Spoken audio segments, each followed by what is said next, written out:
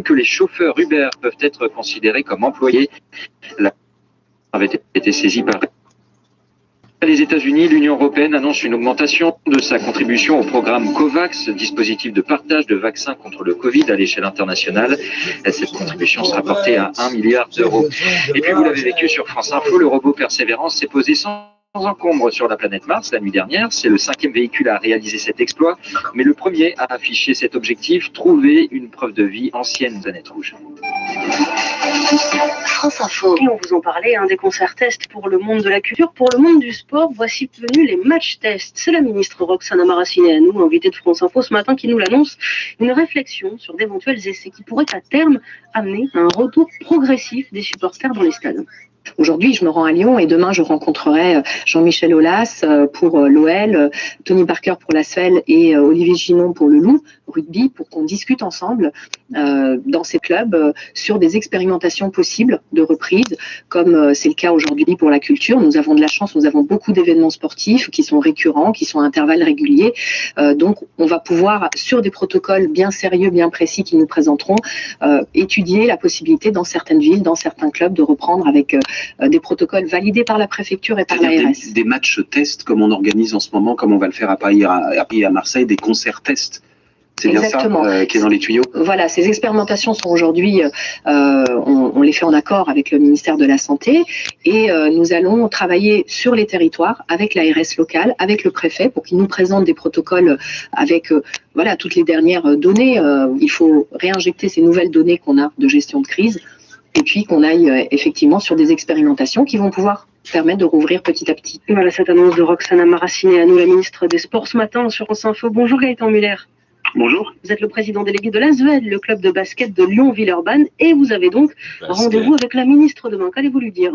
Tout d'abord que j'apprécie et on apprécie énormément cette démarche parce qu'effectivement depuis le début on le sait, on est au-delà de la frustration, il y a un sujet économique et puis il y a une volonté pour nous de pouvoir proposer des solutions et surtout aller de l'avant et envoyer un signe fort que ce soit à nos supporters, à nos partenaires.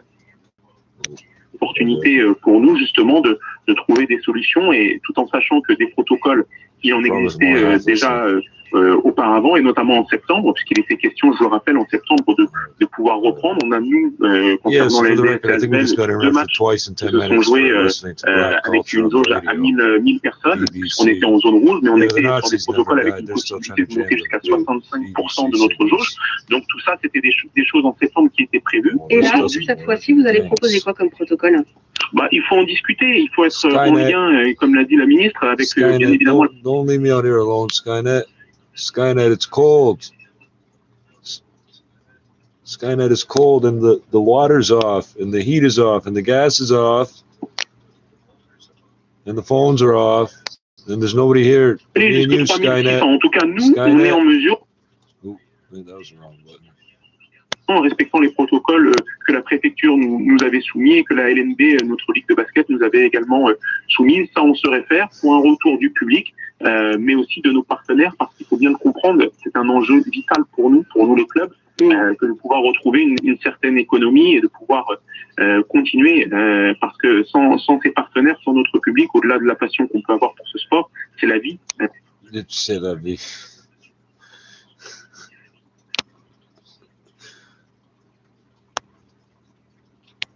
Nothing. Okay, so this doesn't work. On the Rosebud Reservation, where I've been in South Dakota, The vaccine takes a lot of critical thinking in how we're going to utilize this vaccine so we don't waste it. you know, they get really creative. The night of the Super Bowl, she told me that they had some no-shows for appointments, so she drove to a supermarket where they made an announcement and got rid of all the shots. You know, some tribal members don't have cars, they don't have cell phones, so the tribe sends out shuttles to pick them up and bring them in. And of the about 5,000 shots so far, they've only wasted 3. Dutch people will tell you That about is that. Don't get on that bus. extraordinary. And the thing that is so stark about this kind of success is that Native Americans living on reservations did get hit very hard by this virus, at least in the beginning. Exactly. You know, many Native people have health conditions making them more at risk. There have also been broken treaties over the decades when it comes to the federal government's obligations to funding health care for tribes. You know, the Rosebud Reservation where I've been has the second lowest life expectancy rate in the nation. Only Pine Ridge next door is worse. Wayne Bearshield, who works for the tribe, he told me that the virus spread so fast when it got there. It only takes one person, the way we are in a family, and some of us have large families. Some of us feed 17 people at a time. Native Americans mistrust the federal government, arguably for some very good historical reasons. Did you meet people who were suspicious of the vaccine coming as it does from the federal level? Absolutely. There's definitely some hesitancy toward the vaccine and some skepticism toward the IHS in particular for delivering it, which has long been underfunded. And, you know, some people I met who lost loved ones were also just sad and angry that, you know, they feel like they missed their chance to get the vaccine. A lot of the deaths and cases peaked in South Dakota in November, just before they came online.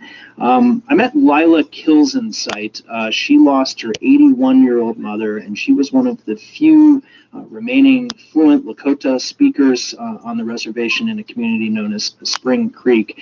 Now, to channel some of her grief, Lila Kilsensight told me she's giving rides to elders so they can get vaccinated. I've been so adamant about telling people, take it. We have to, because that's the only way it's going to stop. You know, she's had both shots herself now. She told me she was a little hesitant at first due to survivor's guilt, but she knew that that's what her mom would have wanted. Just very quickly, did anyone tell you that the state is now knocking on the doors of the IHS to figure out how they're getting this done so quickly?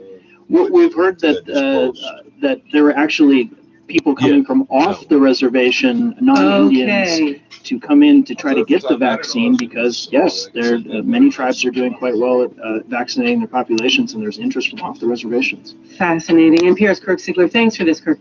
You're welcome.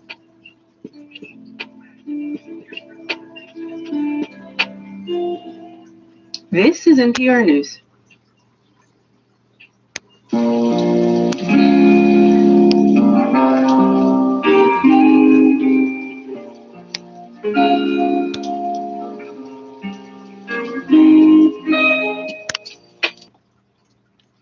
Que parce qu'il y a des fonds d'investissement, des actionnaires qui retirent un bénéfice. Parce que, en fait, ce qu'on a observé, c'est que à partir de, c'est au moment où les actionnaires se sont intéressés au social, dans un sens très large, à la pauvreté au sens social, qu'il y a eu une explosion des inégalités au cours des 10 dernières années. C'est-à-dire que, ça veut dire que, en fait, pour eux, c'est un marché. Comme un pompier pyromane, finalement.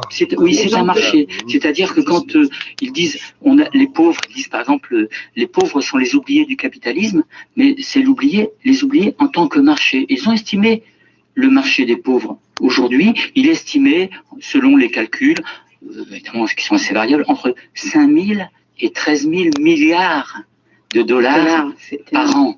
À côté de ça, le marché du luxe, défini par Bernard Arnault, c'est moins de 300 milliards. Voyez, donc ça va de 20 à 40 fois le marché du luxe. Donc ça veut dire une chose, c'est que pour ces acteurs qui interviennent effectivement dans l'entrepreneuriat social, les pauvres sont un marché. On va y revenir. D'ailleurs, vous consacrez un chapitre dans votre livre intitulé, avec, j'entends comme un brin de provocation, les pauvres, le nouvel Eldorado. On va en parler. On va maintenant donner la parole à une entrepreneuse sociale. Elle est avec nous. Bonjour, bienvenue à vous. Nous accueillons Émilie Kidré-Béogo. Comme ça, la parité sera de mise à l'antenne, d'ailleurs, soulignons-le. Puisqu'on parle de ça, merci de participer à cette discussion. Vous êtes fondatrice de l'entreprise Palop des Services qui fabrique des produits hygiéniques réutilisables lavables dénommés Palop D. Vous êtes accompagnée par la Fabrique, un incubateur dédié à la co-construction d'entreprises sociales et responsables en Afrique de l'Ouest. Bienvenue à vous. Merci, bonjour. Bonjour, nous sommes ravis de vous accueillir et que vous nous fassiez part de votre expérience. Alors, Palop D a été démarré sur la base de mon histoire personnelle parce que j'ai souffert de règles douloureuses Et je me suis dit qu'il fallait que je fasse quelque chose pour les jeunes filles. Voilà, donc je pensais le faire à la retraite en créant une ONG. Mais il y a 4 ans de cela, j'ai participé à un concours d'entrepreneuriat et j'ai dit, bon, pourquoi pas mon idée? Et donc, c'était un peu difficile parce que je voulais en faire une ONG et donc je ne voyais pas comment ça pouvait être une entreprise. Et donc, mais voilà, je suis arrivée à démontrer que je pouvais faire des serviettes hygiéniques et que je pouvais les vendre. Et cela a été apprécié. Et donc, au début, je ne voyais pas que je voulais gagner de l'argent. Je voulais aider les jeunes filles. Oui, le point de départ, c'était celui-ci. Vous vouliez aider des personnes qui avaient un besoin auquel on ne répondait pas forcément. Expliquez-nous pourquoi cette entreprise s'inscrit dans une démarche sociale. Parce que effectivement, vous vouliez aider ces jeunes filles. Et je pense qu'il y avait ce besoin de répondre à la précarité menstruelle. Il s'agit de ça, en fait. Oui, il s'agit vraiment de ça, parce que quand j'ai commencé à faire des recherches, j'ai vu qu'il y avait déjà des études de l'UNICEF qui montraient qu'une fille sur 10 en Afrique manque l'école parce qu'elle n'avait pas tout ce qu'il fallait pour prendre soin de son enfant. Et après aussi, j'ai compris que beaucoup de femmes avaient des problèmes pendant les menstrues, parce que beaucoup de serviettes vendues dans nos boutiques de papier ne sont pas faites en coton, mais avec du papier recyclé. Donc, la base, ça a été ça. Est-ce que je peux partir avec des produits locaux? Parce que nous, on produit beaucoup de coton, on transforme très peu. On sait que le coton, il est mieux adapté, voilà, pour utiliser pour des protecteurs. From COVID on this isolated, long neglected reservation. Hundreds more were sick and hospitalized. Everyone knows someone who has or had it, so the arrival of the vaccines offers real hope. The tribe is taking the pandemic very seriously. There are temperature checks everywhere. Unlike in much of South Dakota, masks are required here, and there are still nightly curfews. My name is Rodney M. Bordeaux. I'm president of the Rose Sioux tribe. Bordeaux says emphatically it's safer here than in the rest of South Dakota. But even tougher enforcement didn't keep COVID out. There are just too many pre-existing problems, from drug and alcohol abuse to dilapidated housing. Sometimes we have 2 or 3 families living in a house, maybe up to 13 members living in a 1 or 2 or 3 bedroom home. So it's overcrowded and it's hard to keep it at bay. When the vaccines arrived, Bordeaux faced a tough decision: go through South Dakota and its long history of racism toward Indians, or go with the perennially underfunded Indian Health Service. The tribe has a pending lawsuit over past appalling conditions at the local IHS hospital. We were afraid. Our people were a lot afraid. They were afraid because we didn't have the resources. We thought we'd be letting left behind. So we had to wrap it up, lobbying, talking all the time, making sure Indian country was heard. They rolled the dice and went with IHS anyway. It paid off. It's been one bright footnote to months of tragedy. Vaccine distribution here so far has been fast and efficient. The IHS hospital holds 2 mass vaccination events a week, a traveling clinic, and then one every Thursday here at the Rosebud Hospital. Amanda Bordeaux, a paraprofessional at the high school, is getting her second Pfizer shot. I worry about my family members. My aunt passed away from it and she was young, so I wish that this would have came out sooner. She also lost her 91-year-old grandmother to COVID in November.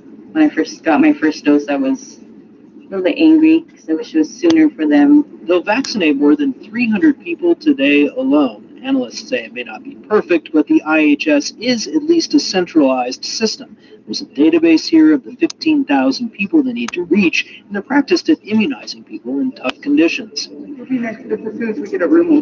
Some folks don't have cars or even phones. At first, the nursing director, Callie Raymond, had to drive 100 miles one way to the Pine Ridge tribe, which had an ultra-cold storage freezer. Out of the some 4,500 shots they've gotten to date, only 3 have gone unused. It takes a lot of critical thinking in how we're going to utilize this vaccine so we don't waste it. Like on Super Bowl Sunday when they had some no-shows. Raymond drove to a supermarket where they got on the loudspeaker and managed to get all the extra shots into the arms of shoppers. Today, it's -6 outside and there are ground blizzards. Still, the tribe is running shuttles to pick people up in outlying communities like St. Francis. Snowdrifts cover the yard in front of Francine Littlehoop's house. It's one of the few on this road that's not boarded up.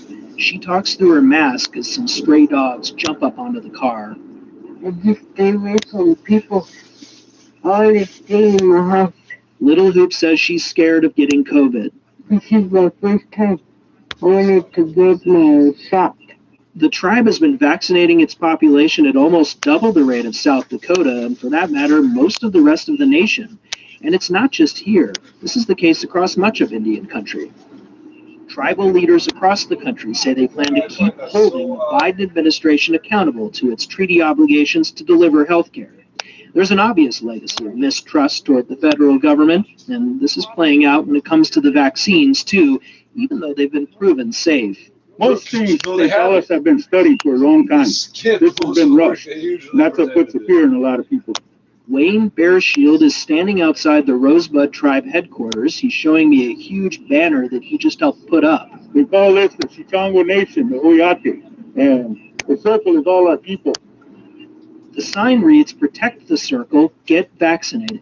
I know a lot of people out there are scared, but it's something that we as people need to survive. Even before the pandemic, this county had the second lowest life expectancy rate in the nation. Only Pine Ridge next door is worse.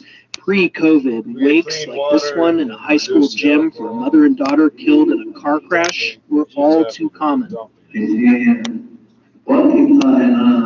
It's here where I met Lila Kilsensight, who we heard from in the beginning of this story. She was dropping off food. She told me she was hesitant to get the vaccine at first, too. She has survivor's guilt, but she knows her mother would have wanted her to get it.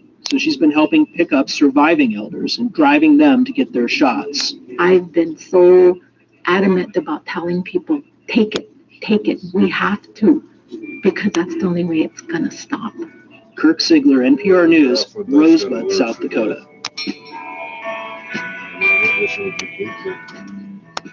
This is NPR News.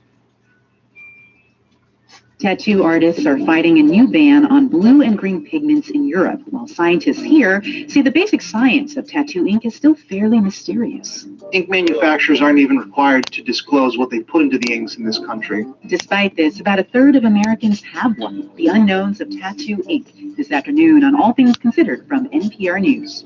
I need the LED semiconductor ink, and we'll make it into a digital display.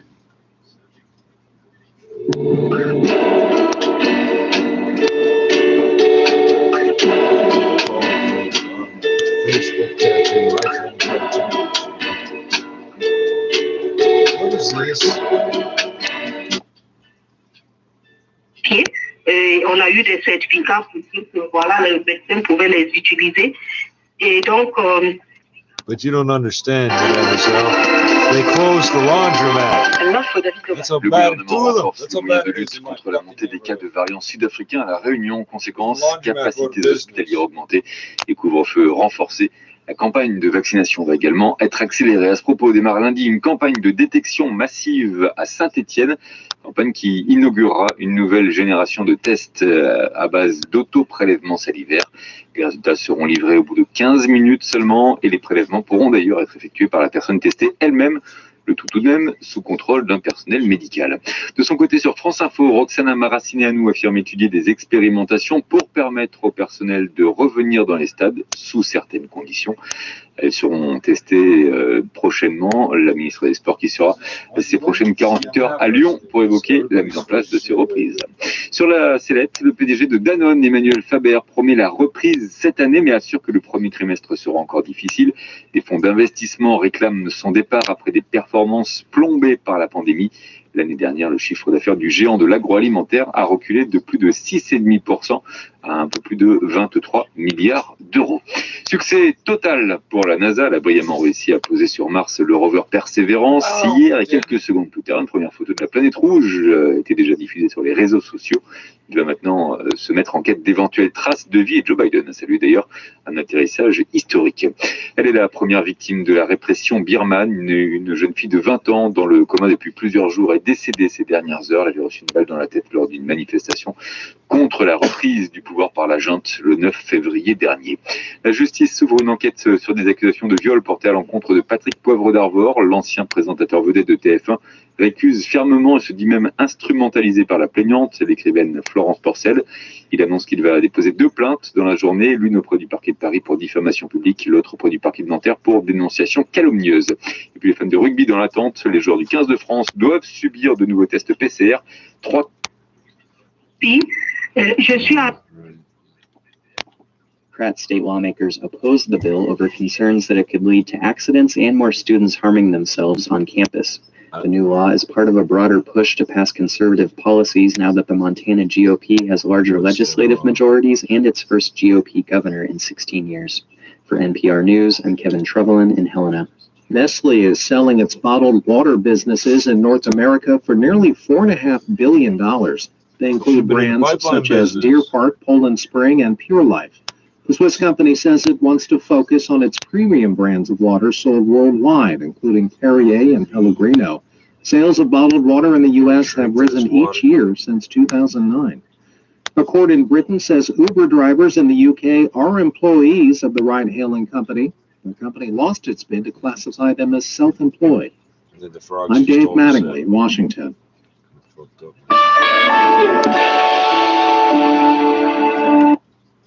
To create this shoe rack to hold my stuff, because I myself am a mega Lego nerd. And one of the things people come at me for is like, Ryan, you're 24. Why are you still playing Lego? And the way I kind of see it is, why do kids love Lego? Wrong. It's the creativity.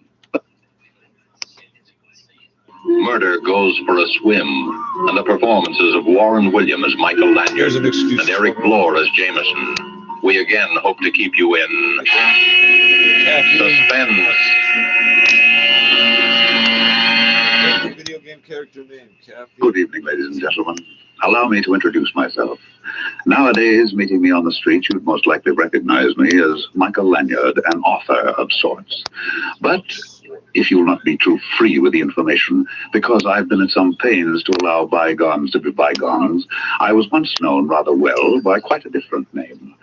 And there are still times when I find myself obliged, or should I say forced, to return to that character, to resort to the somewhat questionable talents of the lone wolf. As a matter of fact, my presence here this evening is prompted by an uncontrollable desire to reminisce a little. Hey, Jameson? Oh, quite right, Mr. Lanyard. And if you'll pardon a gentleman for saying so, sir, playing nip and tuck with the police, meeting lovely ladies, you pilfering an occasional gem, I living, so to speak, from hand to pocket. Those were the days, sir.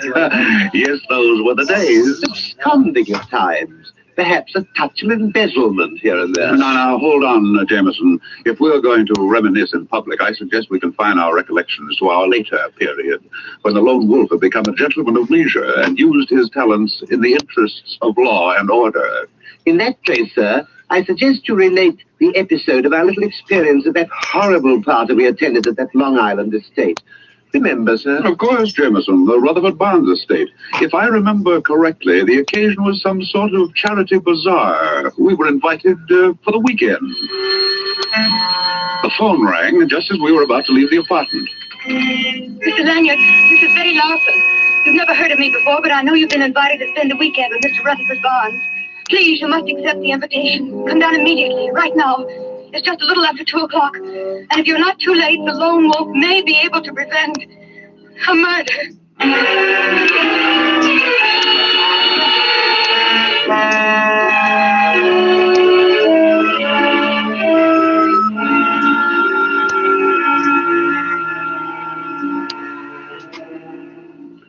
Jameson and I arrived at the Barnes estate a bare 2 hours after we'd received the mysterious telephone message.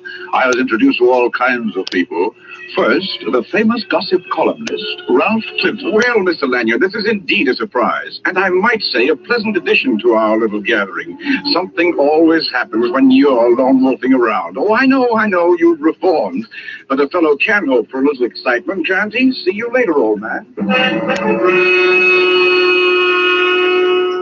Then I met a very, very beautiful young lady. Oh, Mr. Lanyard, we haven't met yet. I'm Cynthia Waring. I've read all your stories and admired the ingenious way you solve those baffling mysteries. I think you're wonderful. And of course, there was our host himself, Mr. Rutherford Barnes, who had recently announced his engagement to Miss Waring. I believe you've met just about everyone, Lanyard. That is, everyone except Bill Hodges. He's the firebrand of our little congregation. He's probably wandering around walking off the effects of the last 10 cocktails. Just make yourself comfortable.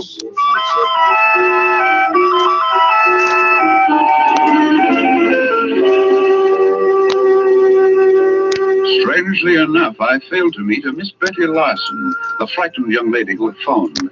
Anyway, the afternoon wore on through the beauty contest at which I was elected to preside as judge, and at which Miss Cynthia Waring, looking very pretty in a big picture hat and hoop skirt, was the winner. After it was over, Jameson and I managed to break away from the rest of the guests, and to escape the heat of the afternoon, we prepared ourselves for a cooling dip in the pool.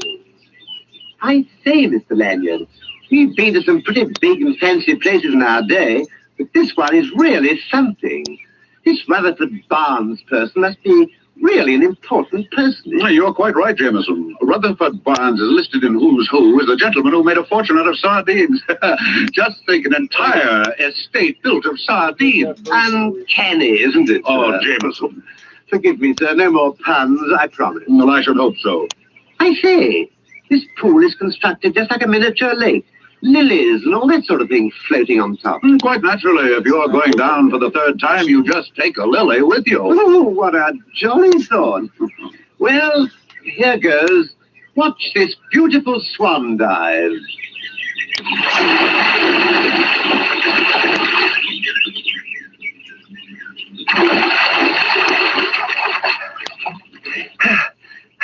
I say, this is most unusual. There's a sort of a mermaid lying on the bottom of the pool. And she's very pretty, sir. Last night it was a barmaid, today it's a mermaid. No, but really, sir. Well, I'm the judge in the beauty contest. I'd better go down and have a look.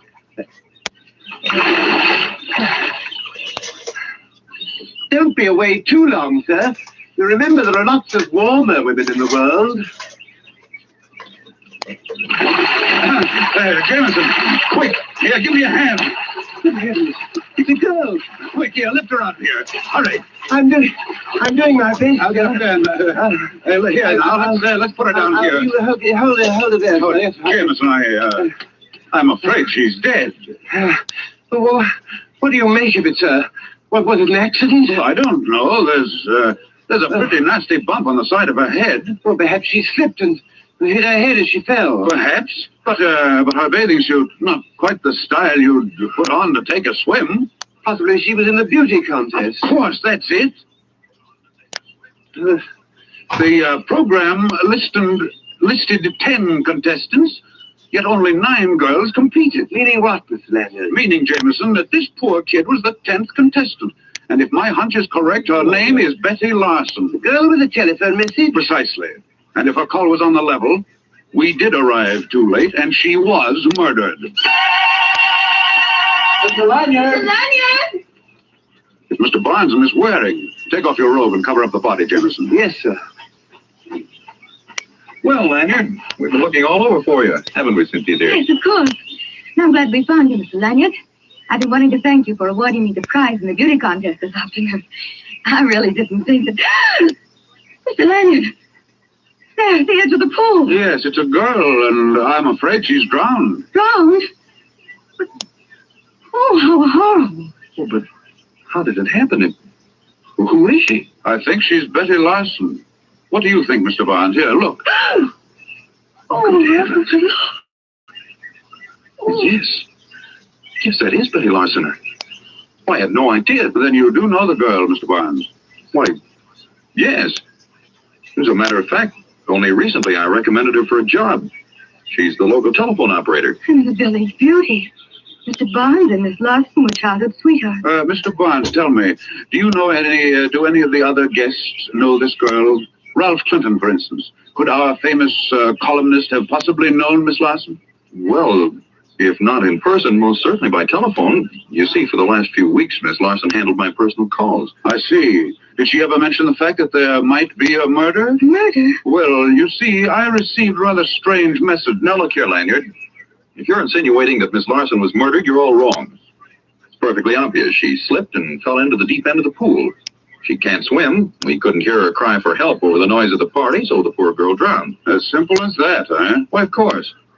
And I'd appreciate it if you'd be kind enough not to mention this accident to any of the other guests. There's no need to disrupt the entire weekend. I'll notify the sheriff and call the coroner, and they'll take care of everything. I think it might be a good idea, Mr. Lanyard, since you seem so certain that a murder's been committed, that you and your man remain on the premises. Our famous lone wolf may have a little explaining of his own to do. Come along, Cynthia.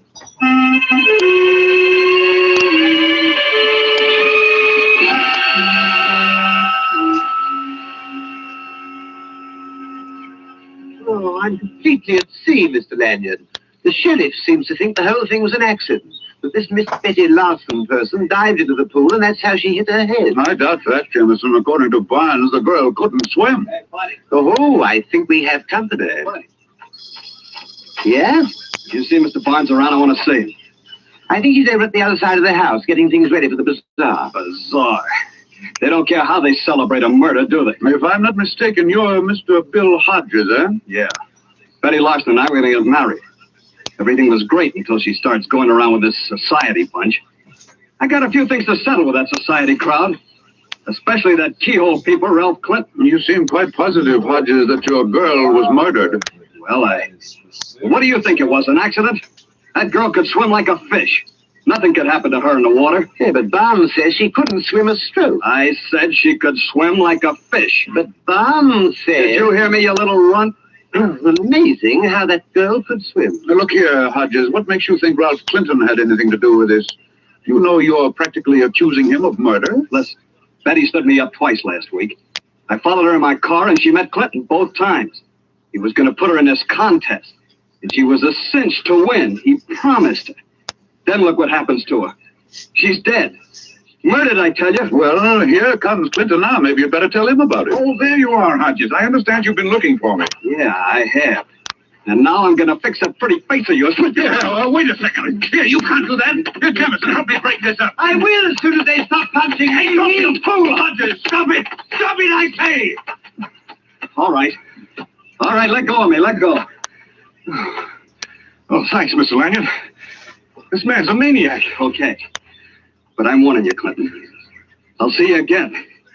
When you ain't got your friends around. Well, personally, I don't know whether the girl was killed or not, but if she was, our friend there, Hodges, will have a lot of explaining to do. You mean you got something on him, Mr. Clinton? Well, when I was discussing the contest with Betty Larson a few days ago, she told me that Hodges had warned her not to enter it. It seems he was afraid that if she won, it might go to her head and she'd walk out on him. As a matter of fact, he told her to stay away from here. Well, there's going to be a coroner's inquest in the morning, and I suggest that you tell this to the sheriff as soon as he returns. Oh, why, tell that to the sheriff? Oh, no, I'd rather hate to do that. You see, Lanyard, someone in my position, I can't afford to get involved. After all, it's my business to report scandal and not get mixed up in it. But look here, I tell you what, give me a chance to think it over, and I'll see you at the treasure hunt tonight.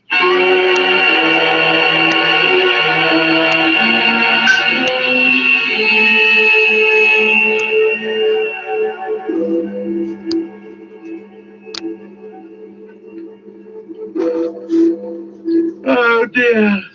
2 in the morning, Mr. Lanyard. What a ghastly hour to go tramping over the ground.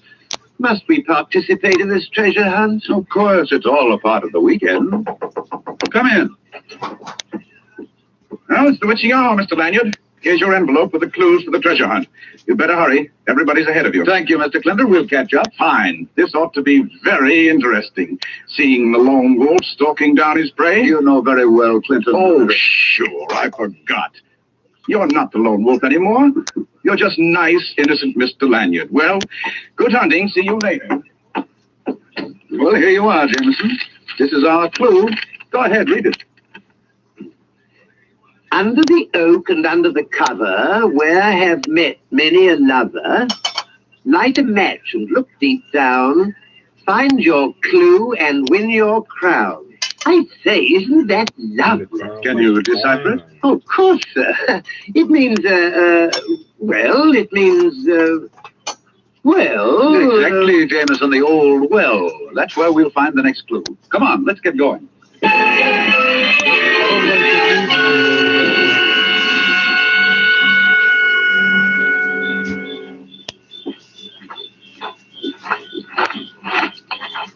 The well is down this path. It's right near the stables. You mean when we get to the well, we find another clue? That's right, and at the end is when we reach the treasure. Oh, the treasure. I say, what is this treasure? So, Jameson, it's unimportant what the treasure is. It might be a bag of jelly beans. It all sounds very silly to me, sir. There's the well over there. And look here. It's got a wooden cover on it, exactly like it said on the poem. Well, what do we do now? Now, wait a minute. Oh, yes, under the cover. Light a match and look deep down. Here, I'll take this lid off and put it here. Now, you light a match, Jameson. Right. Our second clue must be somewhere inside the well. Right here, just a moment. Ah, there's the clue we're looking for. A piece of paper pinned on the wall inside the well with a big pin. Oh, dash it all. Match went out. I'll light another one. Oh, Jameson, hold it. Hold it. The inside of this well smells like gasoline. Yes, it does. Yes, it does smell like it's full of... Get away, Jameson. Blow that match out.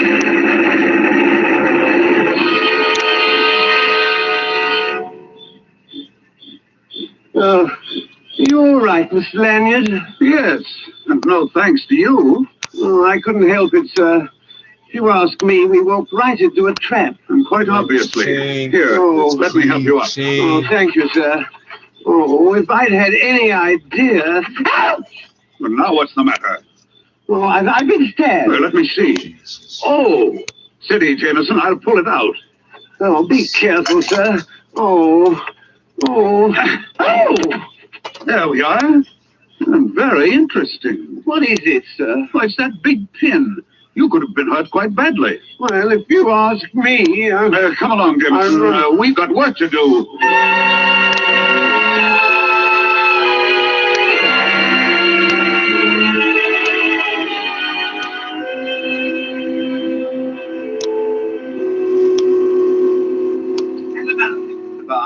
We don't mind playing this little treasure hunt game of yours, but it's no fun when the prize is two bodies, especially if they happen to be our two bodies. Surely it was only an accident. I wish I could believe that, Miss Waring. But there's no rhyme or reason for what's been happening. If the accident at the well was another attempt at murder, then all our lives could be in danger. Steady, Cynthia, darling. I presume you have some idea of who the murderer might be, Mr. Lanyard.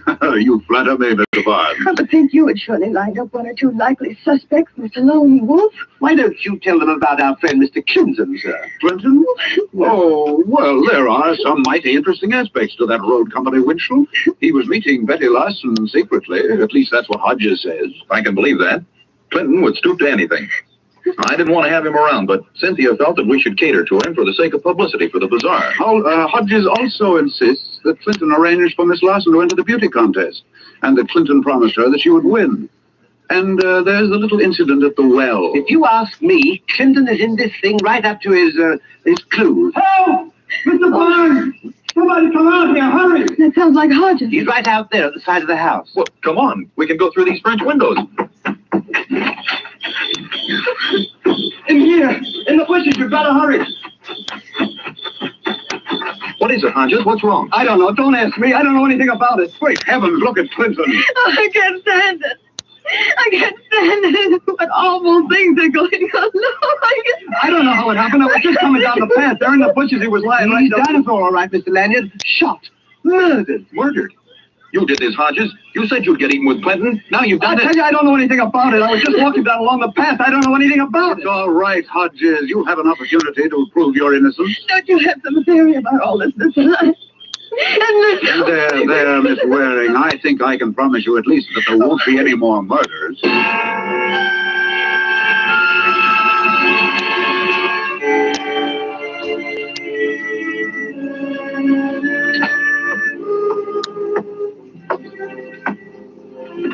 Hold the flashlight a little higher, Jameson, on the clock on the mantelpiece. Yes, sir. Just as you say, sir. But aren't we taking a bit of a risk, Mr. Lanyard? Leaving the estate without checking with the sheriff? Shh, quiet, Jameson. If I don't find what I'm looking for here in Clinton's apartment, I'm afraid we'll have a lot of explaining to do. I'd just assume we didn't go back. There's been 2 murders already, and they say things come in threes. How interesting. Jameson, why do you think I've got you flashing the light on that clock on the mantelpiece? Well, sir, I'm a bit rusty. I think it might be safe to say, it would be safe. Exactly, Jameson. You never fail. The safe behind the clock on the mantelpiece. I say, I was right. Ingenious, eh, Mr. Lanyard? You have your moments. Well, it's a long time since I've operated in this fashion, but we'll see, Jameson.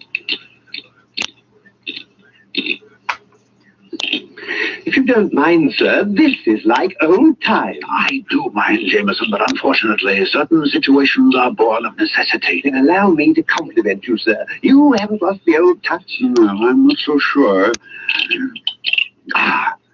There we are.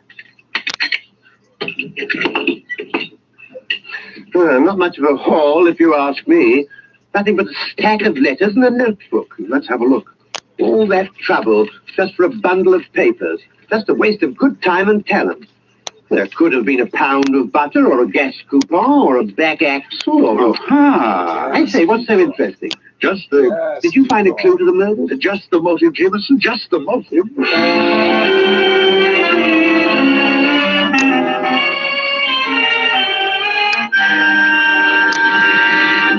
Look here, you can't keep me here, Sheriff. All I did was find Clinton. You can't hang a guy for that. Keep your shirt on, Hodges. Nobody moves out of this room till Lanyard shows up. If he doesn't come in 5 minutes, I'm going to put out a call and have him pulled in. Seems to me that Mr. Lanyard has admitted his guilt by disappearing. Well, whatever the case may be, I think you should allow me to go. After all, this is my house, and I do have guests. They might think it rather strange if their host isn't around. Look, Mr. Barnes, party or no party, there's been a couple of murders committed around this joint, and everybody in this room is under suspicion. Really, Sheriff? If you're going to keep us here and allow Mr. Lanyard to stay... Good evening, Sheriff. Jameson, say good evening to the Sheriff. He's been very patient, I hope. Good evening, sir. Constable. Sheriff. All right, you two. You'd better make it good.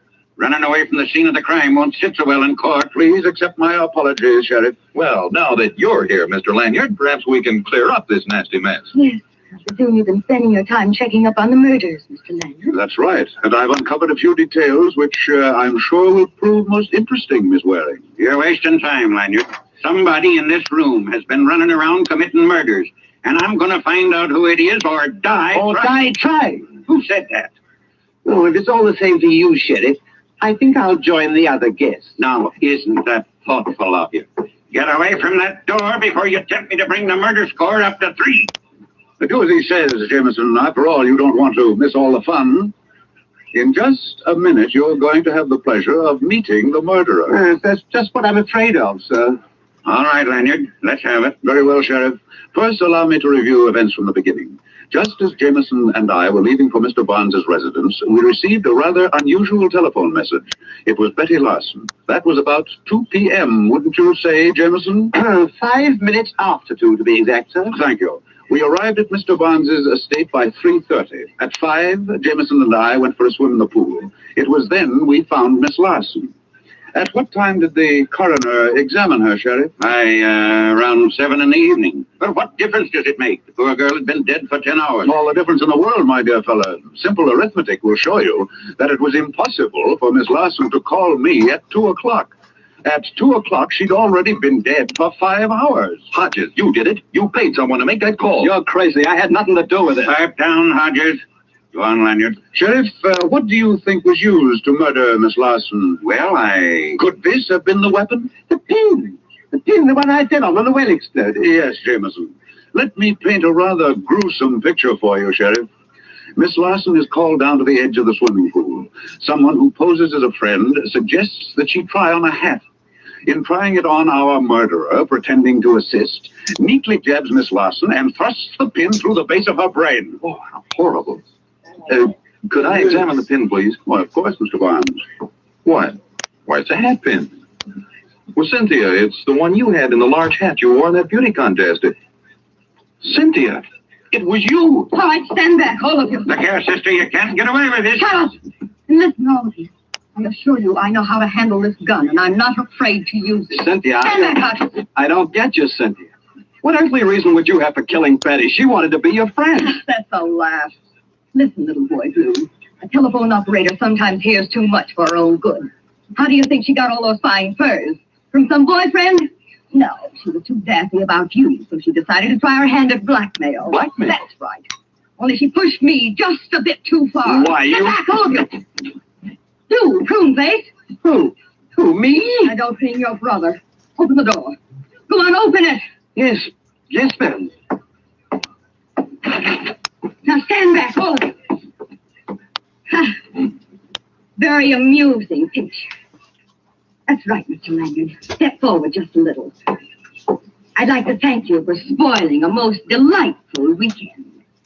Here's a little something to remember me by.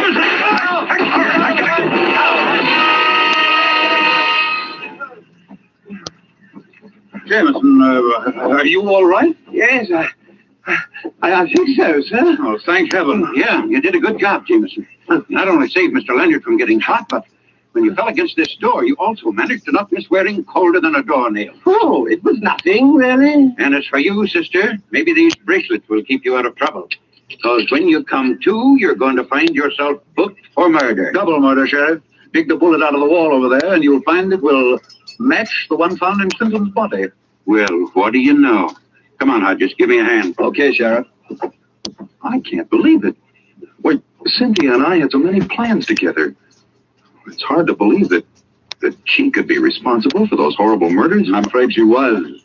Mr. Barnes, this is Mr. Clinton's notebook. Several canceled checks and a few letters. Look them over, and you'll discover that your dream girl, Miss Cynthia Waring, has quite a number of aliases, and in certain circles has a reputation for landing the biggest fish in the pool. Then, after she's collected enough money, she tosses them back. You were her next victim, Mr. Barnes. And as for the unfortunate Mr. Clinton, being a newspaper man and gossip columnist, he ferreted out her little scheme and in turn was blackmailing Miss Waring.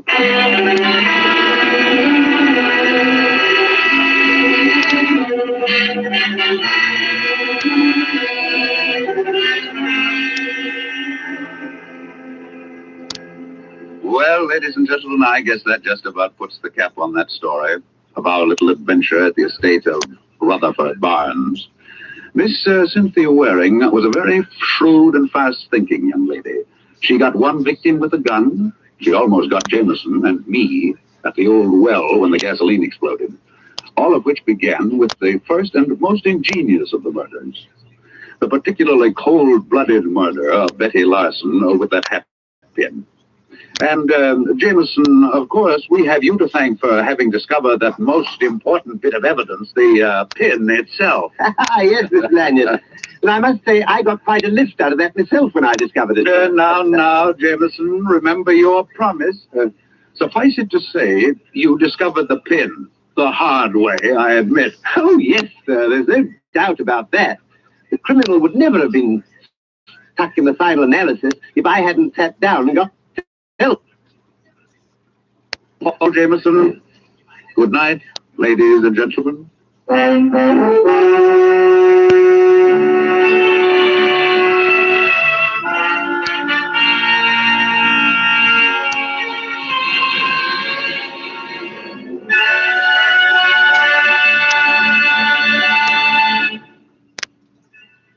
And so closes Murder Goes for a Swim, starring Warren William with Eric Blore. The first appearance of the Lone Wolf on the air, and tonight's tale of suspense.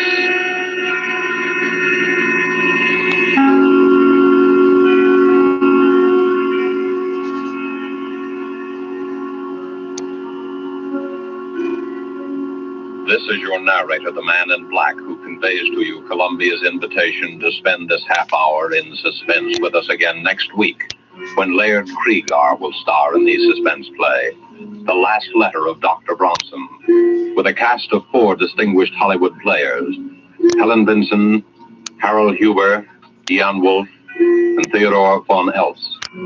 The producer of these broadcasts is William Spear, who, with Robert Louis Cheon, the guest director, Bernard Herrmann and Lucien Marawick, conductor and composer, collaborated on tonight's Suspense.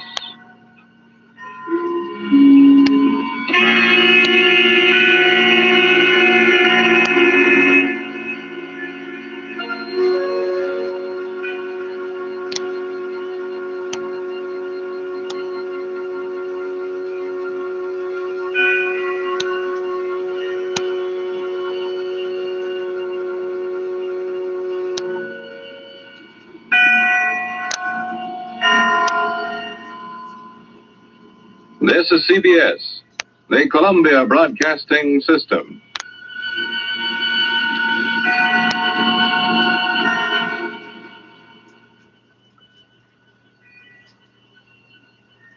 You're listening to Chin Radio AM 1540, the voice of multicultural Toronto, bringing you the latest updates on COVID-19. Stay informed, stay safe, and stay tuned to Chin Radio AM 1540.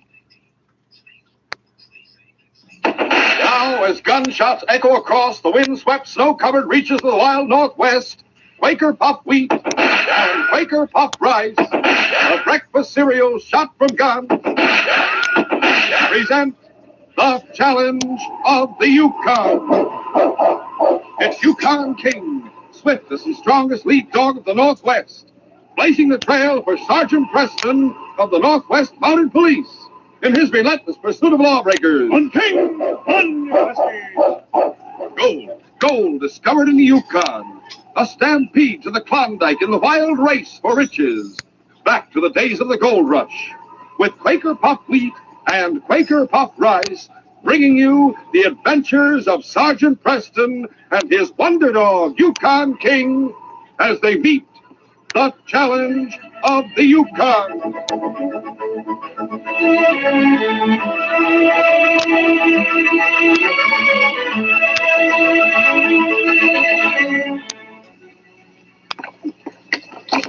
Keep pouring. More. Oh, that's fine. Yep, it's a special treat.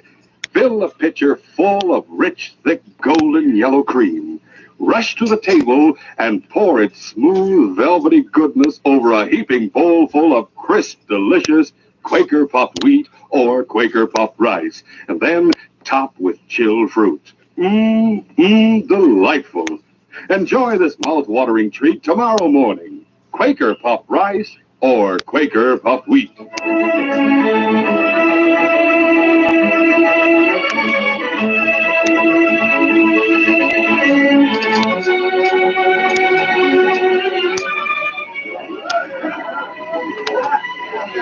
Baldy Brennan sat at a corner table in the cafe at Dawson.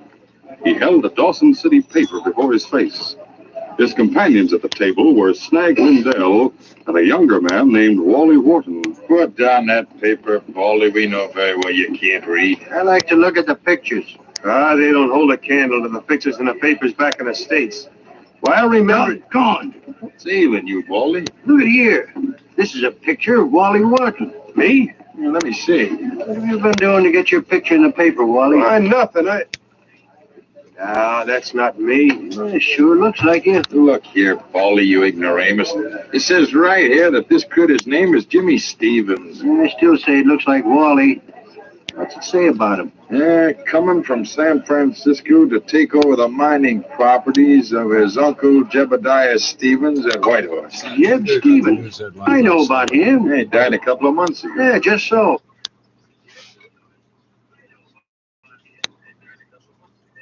Report for NPR comes from NPR. These include San Jose State University, with more than 100 graduate programs, providing creativity and talent to the Silicon Valley and beyond. I'm looking for more at sjsu.edu/graduate. Tomorrow, a high of -1. Again, colder with the wind. Don't get your hopes up. It'll feel more like -10. Sunshine for Sunday, though, and a high of -2. And then that storm we've been talking about that's moving in for Monday could fall as either snow or rain. A little early to tell yet, but we should see a high around +4. Right now, we're sitting at -5 degrees with the wind feels like -11. I'm Dave Bradley. This is Global News Radio, 640 Toronto. 10349. Incredible race. And he's expérimenté qui fait une mauvaise rencontre, sauf que la rencontre en question est un des hommes les plus célèbres de France. On ne va pas se mentir, écrit-elle, c'est mon histoire, sans dévoiler alors le nom de celui qu'elle accuse. Si cette femme de 37 ans décide de porter plainte seulement aujourd'hui, c'est parce qu'elle a eu besoin de faire une thérapie, parce qu'aussi les témoignages de Camille Kouchner, Vanessa Springora ou Colin Berry l'ont aidé à libérer sa propre parole. Ces accusations sont absurdes et surtout mensongères, insiste l'avocat de Patrick Poivre d'Arvor. Il les récuse fermement et se dit prêt à être auditionné par les enquêteurs s'il souhaite l'entendre. Et en Europe, plus de 8 femmes sur 10 de moins de 30 ans avouent éviter de se rendre dans certains lieux par crainte d'être agressées ou harcelées. C'est ce qui ressort d'une enquête menée sur 35 000 personnes dans l'Union européenne. En Birmanie, la répression militaire a fait officiellement son premier mort. Il s'agit d'une manifestante de 20 ans qui avait été blessée par balle à la tête la semaine dernière. Elle est morte ce matin à l'hôpital. L'Open de tennis d'Australie à présent, Armand Perrologuet, la qualification du Russe Danil Medvedev pour la finale. Let's see, God always comes first, but country is a close second. Praise the Lord.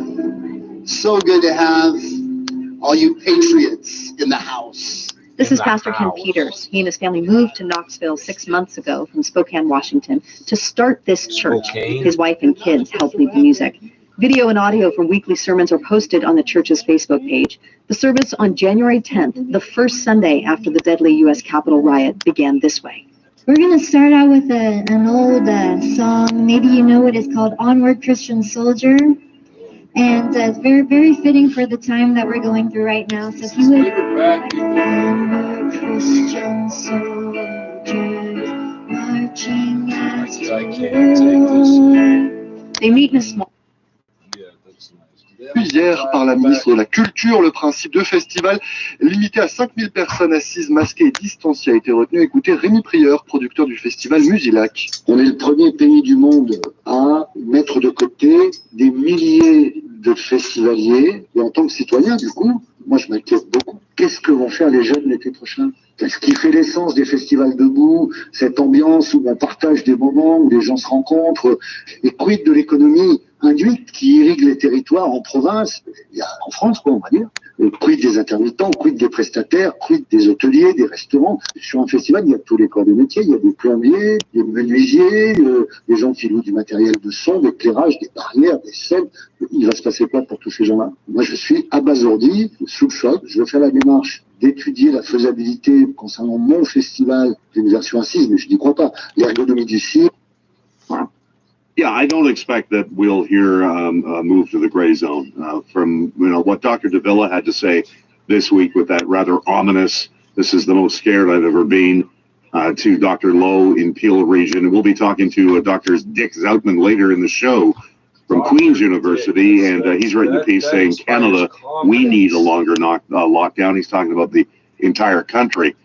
As for that data that Christine Elliott was just talking about, what kind of data will Dr. David Williams be looking at? It would be the number of cases, as well as the ability of the public health sector to be able to cope with that, with the case and contact management, the capacity of our hospitals to deal with the number of cases, as well as the variants of concern. Because we know that the variants are out there. We have the UK variant, the Brazilian variant, and the South African variant.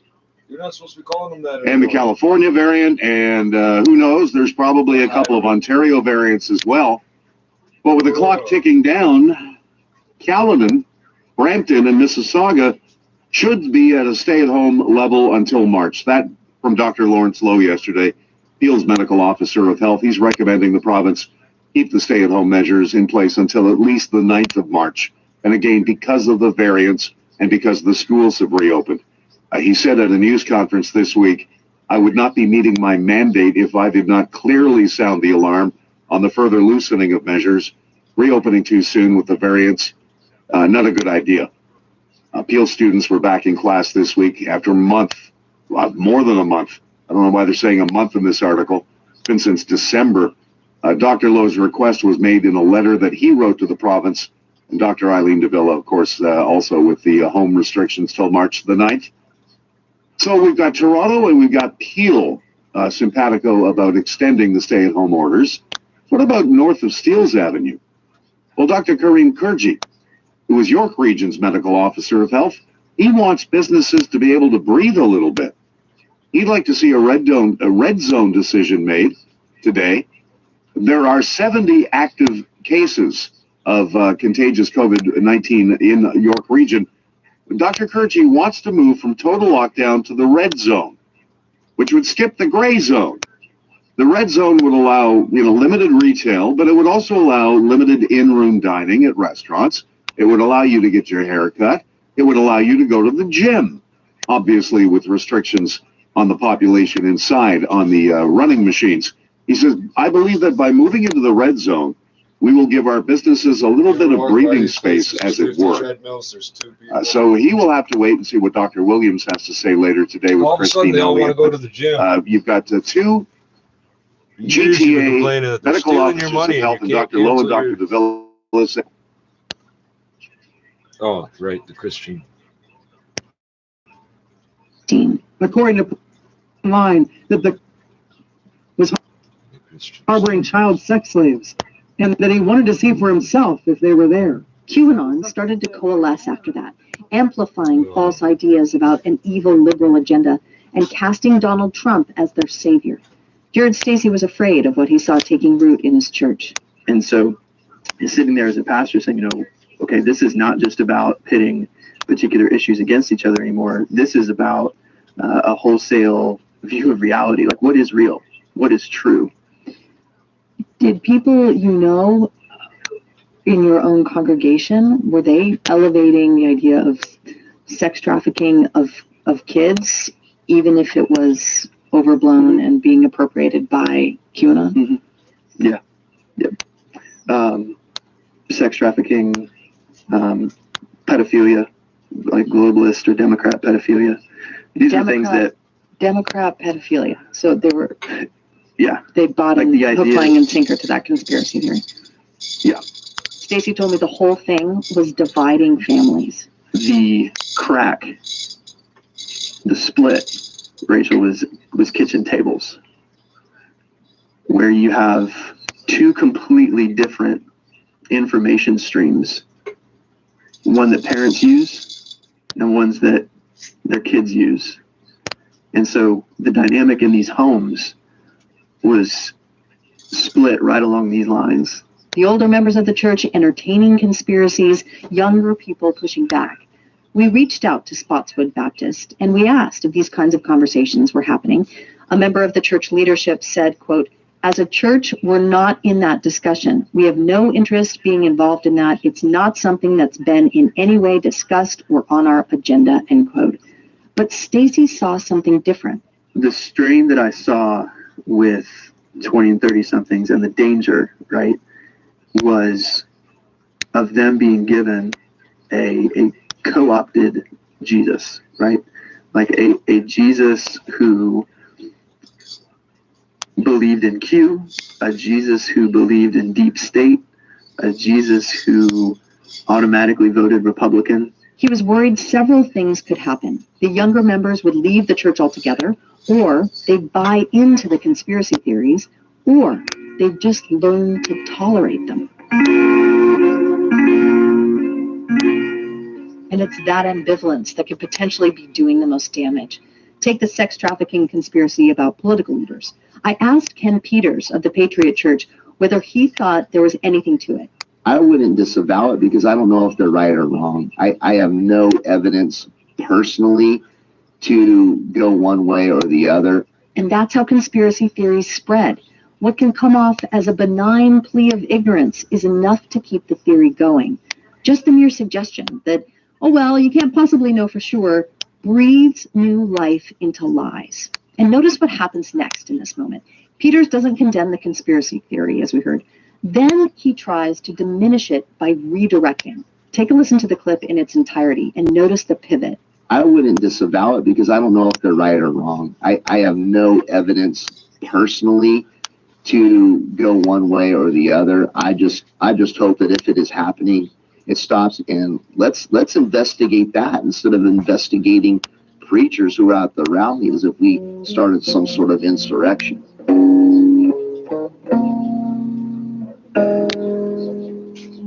According to a recent study by Lifeway Research, 49% of Protestant pastors say they frequently hear members of their congregations repeating baseless conspiracy theories. That same study by the American Enterprise Institute we mentioned earlier, it showed that 27% of white evangelicals, the most of any religious group, believe the widely debunked QAnon conspiracy theory is completely or mostly accurate.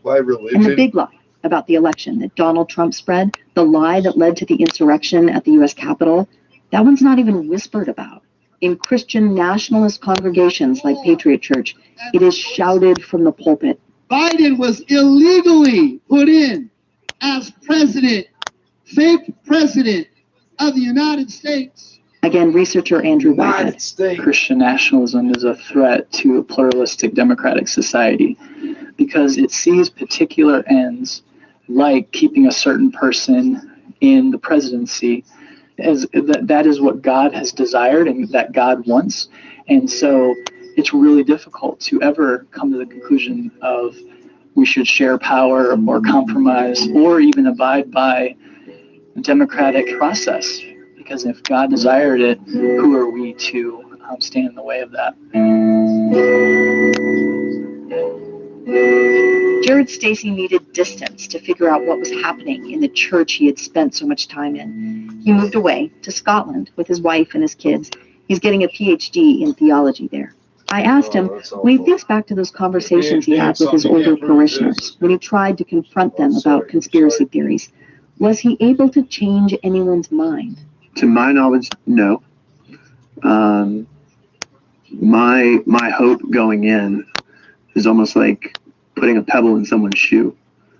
And You're an asshole. Eventually, man, you just got to stop walking and you got to sit down. You have to take your shoe off and you have to figure out what in the world is it that is making me limp forward here. And that is what those conversations were designed to do. Jared Stacy eventually wants to come back to the U.S. He wants to pastor a church again. But he's going to have to figure out if planting pebbles of truth is enough to dismantle a mountain of lies. This is NPR News.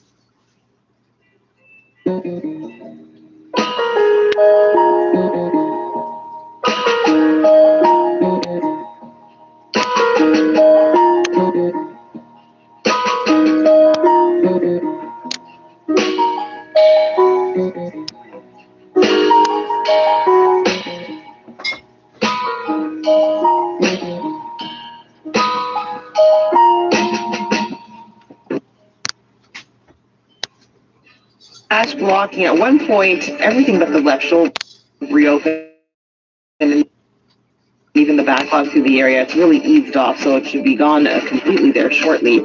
New problems now on the westbound 401 in the collectors, right at the 404 DVP. There's a crash. Tractor trailers involved here. The right lane is blocked off. Then a little bit further along, westbound 401 Express at Leslie, a stalled vehicle that still blocks the left lane and shoulder, but tow crews there on scene for that. Westbound 401 collectors through Dufferin, the right lane's blocked off. It also has the southbound Dufferin ramp to the westbound 401 off limits. And westbound 401 past Guelph line, we've got a crash that is blocking the right lane. New troubles now on the eastbound 403 in the Express. Heading through Eglinton, we've got the right lane blocked off with the crash here. That just popped up. And all your other slowdowns around the majors, again, snow-related delays and weather delays. And you've got the plows out there as well. So, again, it's going to be one of those drives where it's slow right around the GTA. It's time to reset your rest with Casper and get the sleep you deserve. accélérée. Patrick Poivre d'Arvor, visé par une information judiciaire pour viol, l'ancienne star de TF1 est accusée par l'écrivaine et youtubeuse Florence Porcel. Les faits se seraient déroulés en 2004 et 2009. PPDA dément fermement et va porter plainte pour dénonciation calomnieuse. Une nouvelle mission de quelques mois en Méditerranée orientale pour le Charles de Gaulle. Elle est confirmée par la ministre des Armées Florence Parly. Le porte-avions va bientôt rejoindre la zone du Levant, le canal de Syrie, dans le cadre de l'opération Chamal contre le groupe État islamique. Les chauffeurs Uber obtiennent gain de cause au Royaume-Uni. Ils peuvent être considérés comme des employés, ce qui leur donne droit à un salaire minimum ou à des congés payés. Décision ce matin de la Cour suprême britannique. Cette décision pourrait chambouler le modèle économique de la plateforme de transport dans le pays. Et puis en tennis, Daniil Medvedev se qualifie pour la finale de l'Open d'Australie. Le Russe a battu en 3-7 le Grec Tsitsipas. Dimanche, il affrontera le numéro 1 mondial Novak Djokovic. Faire clignoter une lumière au bout du tunnel tout en appelant une vigilance plus stricte que jamais pour éviter un nouveau confinement. Délicate balance pour le gouvernement avec ses foyers épidémiques qu'il faut surveiller de très près, et en même temps donc cette volonté dans le monde de la culture, dans le monde du sport, d'ouvrir un horizon et de réaliser des rencontres tests dans quelques semaines. Sans doute, on n'a pas le calendrier précis, avec quelques milliers de spectateurs, un protocole sanitaire strict pour voir comment tout cela peut être organisé. Ça nous invite à réfléchir, à s'adapter. Thierry Calva, vous qui êtes sociologue, et peut-être aussi une pression plus forte quand on va voir en Espagne, dans des pays voisins, des spectateurs dans les stades. Là aussi, ça joue ce qui se passe juste à côté de chez nous. Oui, il y a un double aspect. Il y a à la fois une certaine forme de plasticité à laquelle oblige en tout cas intellectuelle, à laquelle oblige cette situation, qui est d'être à la fois optimiste et prudent, ce qui n'est pas forcément très simple, et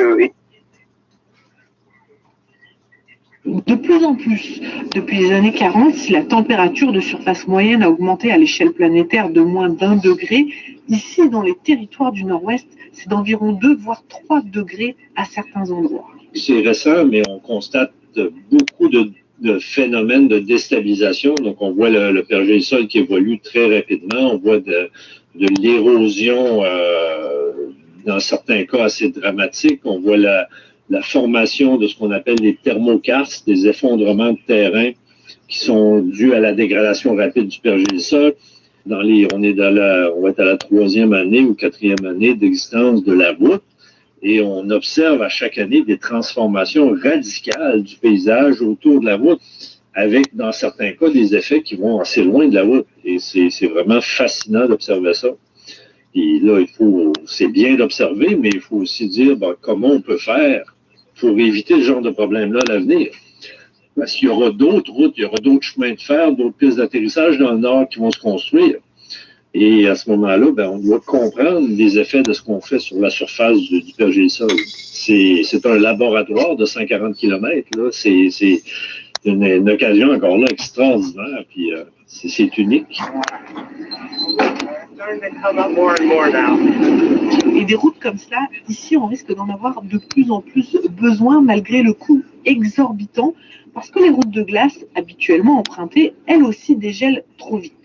We're on the river right now, 200 kilometers long. So we are on the east branch, and then we're going to be going to the west branch to Klavic. It's a very large delta. On a Noah qui nous conduit sur la rivière Mackenzie pour aller de Inuvik à Klavic, et qui nous parle des changements climatiques qu'il a lui-même constatés depuis qu'il est né. La rivière Mackenzie, déjà, sur laquelle nous nous trouvons, est gelée. Donc on peut l'emprunter. Il y a des barges l'été qui emmènent du fuel, des gros camions, des gros véhicules dans les villages plus isolés. Et il nous raconte qu'avec le réchauffement climatique et la hausse des températures, le temps pour ces barges d'être sur l'eau est plus long qu'avant, et donc la route glacée est, elle, moins longue. D'Inuvik à Klavic, il n'y a pas de route, alors il faut prendre la rivière gelée. Ce que ça a comme conséquence, c'est que si la route de glace est moins longue, parce que la période est moins froide, il y a des communautés qui ne sont pas desservies. François Affan est le directeur général du Conseil de développement économique des territoires du Nord-Ouest. Pour les gros approvisionnements, la majorité des communautés sont desservies par des petits avions. Donc, c'est en hiver, quand les étendues d'eau ont gelé, qu'on va utiliser les étendues d'eau gelées où les camions vont se déplacer pour aller approvisionner ces petites communautés. Ça coûte moins cher en camion. Ça coûte moins cher en transport. Alors, si une communauté est privée de son accessibilité parce que l'hiver se réchauffe et que la période d'utilisation ou même le risque attaché à faire une route de glace est là et que le camion ne se sent pas en sécurité pour pouvoir se déplacer sur la glace, c'est une communauté qui n'est pas fournie en termes d'approvisionnement, de médicaments, de nourriture, et qu'il va falloir approvisionner en avion. Donc, sur un plan économique, le calcul est vite fait.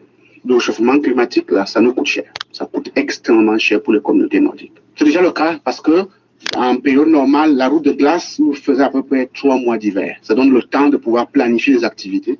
Maintenant, au meilleur des cas, la route de glace va durer 1 mois et demi ou 2 mois. Donc, ça raccourcit les périodes d'approvisionnement.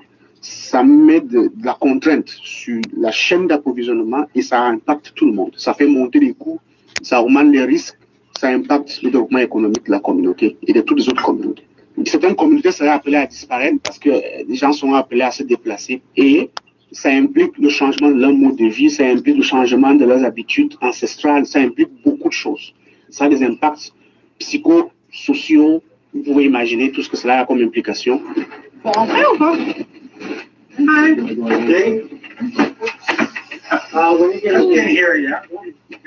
Arrivé à Aklavik, un ancien poste de traite situé dans la forêt boréale. Il y a à peine 600 habitants qui vivent ici, dont Danny et Annie. Quand on est dans leur maison, on voit tout de suite, aux pots d'orignal, de rats musqués et autres trophées, que ces aînés, comme on les appelle ici, sont des chasseurs et trappeurs. I walked from all the way from Point Barrow, Alaska to Aklavik. We had one dog team. Danny, 84 ans, sait ce que c'est que d'être obligé de quitter sa communauté. Quand il avait 9 ans, avec ses parents et frères et sœurs, ils sont partis de la pointe nord de l'Alaska pour rejoindre Aklavik en chien de traîneau et s'installer ici. Parce que là-bas, la nourriture se faisait rare. Un voyage de 3 mois, pas de tout repos, avec des températures qui oscillaient parfois autour de moins 60 degrés, des températures que Danny ne constate plus. Oh, winter, we haven't seen 50 below for... Oh, l'hiver, on n'a pas atteint à Aklavik les moins 50 depuis 40 ans. On a eu moins 45 la semaine dernière, mais quand j'étais jeune, c'était moins 60. Le réchauffement climatique, ça nous affecte. Le caribou est toujours là, comme l'orignal, l'ours, les renards, les castors, les rats musqués, le lynx. Ils sont toujours là, mais il y en a de moins en moins, pas autant qu'avant. Le printemps est 2 semaines plus tôt et le gel commence 3 semaines plus tard. Oh, oui, moi j'ai constaté ça et du coup, je suis obligé de faire les choses avant les choses que j'aurais fait 3 ou 4 semaines plus tard, comme trapper en octobre. Maintenant, c'est en novembre le meilleur moment. On doit s'adapter, on ne peut pas changer cela, ça arrive, ça arrive. We have to adapt to it. We can't change that. It happened. Hey, good morning. Good morning. On finit avec Jerry Kassoun à Inuvik, où l'église en forme d'igloo lutte contre les impacts de la fonte du pergélisol. Mais là, Jerry me montre ce qui pourrait être considéré comme un aspect positif du changement climatique, le jardin communautaire qui dure plus longtemps l'été. Ils font pousser des légumes, des fleurs. Les gens peuvent avoir plus de chances d'avoir des légumes frais durant l'été, car ici, c'est vraiment cher. Je ne sais pas si vous avez remarqué les prix dans nos communautés, mais c'est super cher. Alors qu'on est dehors, par ce temps glacial, Jerry conclut notre séjour en me répétant ce que j'ai entendu plusieurs fois ici, au-dessus du cercle arctique. On s'est toujours adapté. On est un peuple résilient. Ça fait tellement d'années qu'on est là. Et on est toujours là. Et on sera là pour toujours. La résilience des Inuits face au changement climatique. Un grand reportage de Marie-Laure Josselin. Réalisation Eva Piedel. Oui, Annie. Merci beaucoup.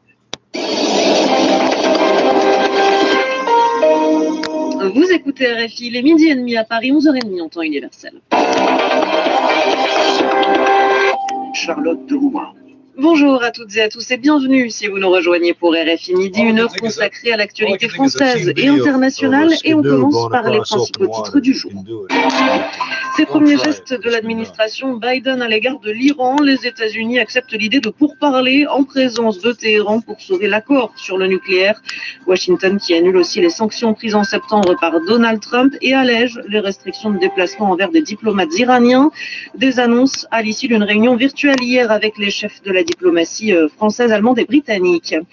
Le partage des vaccins au menu du sommet du G7, première réunion à laquelle participera le président américain. Don't open. Then don't open the concession stands. Because I am not going to a movie and not have a refreshment or a bag of popcorn or some Skittles or whatever the hell, or that mystery meat hot dog they have at Cineplex. And perfectly sane food to eat. And perfectly sane food. And then have to keep a mask on for 2.5 hours of James Bond. It's not happening. I mean, yeah, that's the first movie that came to my mind too. That's all I want to see. That's all I want to see is James Bond. So that's it. I don't care if it sucks. I just want to go see it. I don't care if Daniel Craig just kind of walks through it and doesn't even put any effort into it. I want to see James Bond. There's no other movie. I don't want to see a Marvel movie. No, I don't want to see a DC movie. I don't want to see anything with Hugh Grant. I don't want a rom-com. I just want to see James Bond. Okay, what was the last movie Hugh Grant was in? Oh, that's a good point. I don't know. Love, actually. And just anything with love. Anything with love in it, written by Richard Curtis. Let's take a look at the roads. In a moment, we're going to talk to a professor of criminology at the University of Ottawa as Canada introduces a new bill that will reduce small-time drug prosecutions.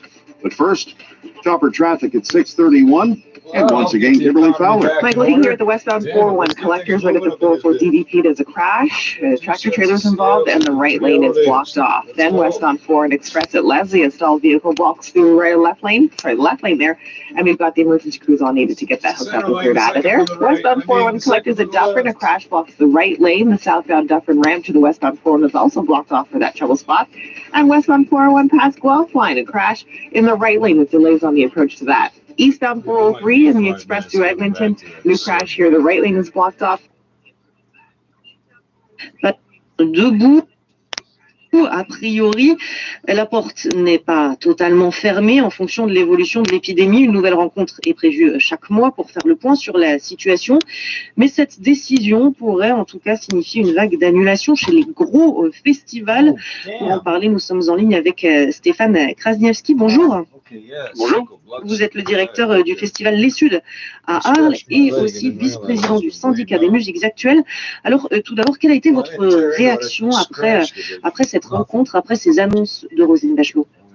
Disons que nous attendions des annonces, nous étions préparés à ce que la saison des festivals 2021 ne soit pas identique à celle que nous avons connue jusqu'à 2019. Donc finalement, plutôt satisfait d'avoir obtenu des réponses, triste évidemment, de se dire que des festivals ne pourront pas se tenir en 2021, triste de se dire que nous ne pourrons pas garantir l'esprit de convivialité propre à nos manifestations non plus pour ceux qui pourront s'adapter, mais malgré tout motivés pour réfléchir et pour travailler à l'adaptation de nos festivals. Et par exemple, dans le festival que vous dirigez, Les Suds à Arles, qu'est-ce que vous avez décidé?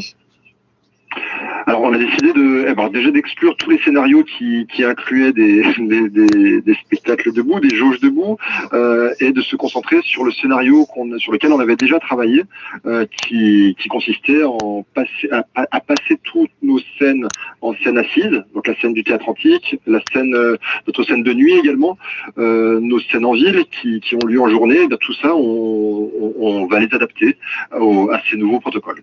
Mais c'est vrai que c'est compliqué parce qu'il y a d'autres festivals, je pense notamment au Hellfest, ce gros festival de métal qui a déjà dit qu'il ne pouvait pas en fait se plier à ces normes et qu'il allait sûrement annuler cette édition. C'est pas possible pour tout le monde d'appliquer ces mesures? C'est compliqué. Non, c'est pas possible. C'est évidemment compliqué. C'est compliqué pour tout le monde. C'est compliqué pour tout le monde. Un festival, c'est un temps de partage, c'est un temps de convivialité, c'est un temps d'échange. Donc, obliger les gens à rester assis à leur chaise sans, pour l'instant, savoir s'ils pourront aller se désaltérer à la buvette ou s'asseoir dans un espace de restauration, c'est même assez antinomique avec l'idée qu'on se fait d'un festival. Certains d'entre nous, et c'est le cas des Suds, peuvent attendre que la situation s'améliore, et en attendant que la situation s'améliore, peuvent travailler sur des scénarios alternatifs. D'autres, pour des raisons de taille, pour des raisons de format, pour des raisons d'esthétique, ne peuvent pas s'adapter, ne pourront pas s'adapter malheureusement, et vont devoir annoncer leur annulation dans les jours qui viennent, dans les semaines qui viennent. Et de ce point de vue-là, évidemment que c'est extrêmement triste, je le redis, mais le fait que la ministre nous ait fait ces annonces dès le mois de février, eh bien, et a sorti ces annonces de mesures financières, nous osons espérer que la casse sera limitée. Justement, ce fonds de compensation, est-ce qu'il peut absorber du coup les conséquences de cette crise? Alors, en tout cas, ce qui est important, c'est que on a entendu hier la parole de la ministre, une parole forte, qui a réaffirmé que l'État ne nous laisserait pas tomber et que l'État serait à nos côtés. Il sera à nos côtés pour accompagner les festivals qui sont... Should there be any criminal? As far as I'm concerned, I mean, the research is pretty clear that drug prohibition makes everything from the production, sale, and consumption of drugs more dangerous. You know, it drives everything underground, and you know we could see that playing out in our streets in terms of the violence that's associated with it, because it's lucrative. People are fighting over that, and it's quite dangerous. And we can see that with the people that are dying from overdoses. So, you know, I think there's other approaches that can be privileged to do this, and I don't think that this piecemeal approach that the government has gone to, which is very timid, is shifts the needle enough.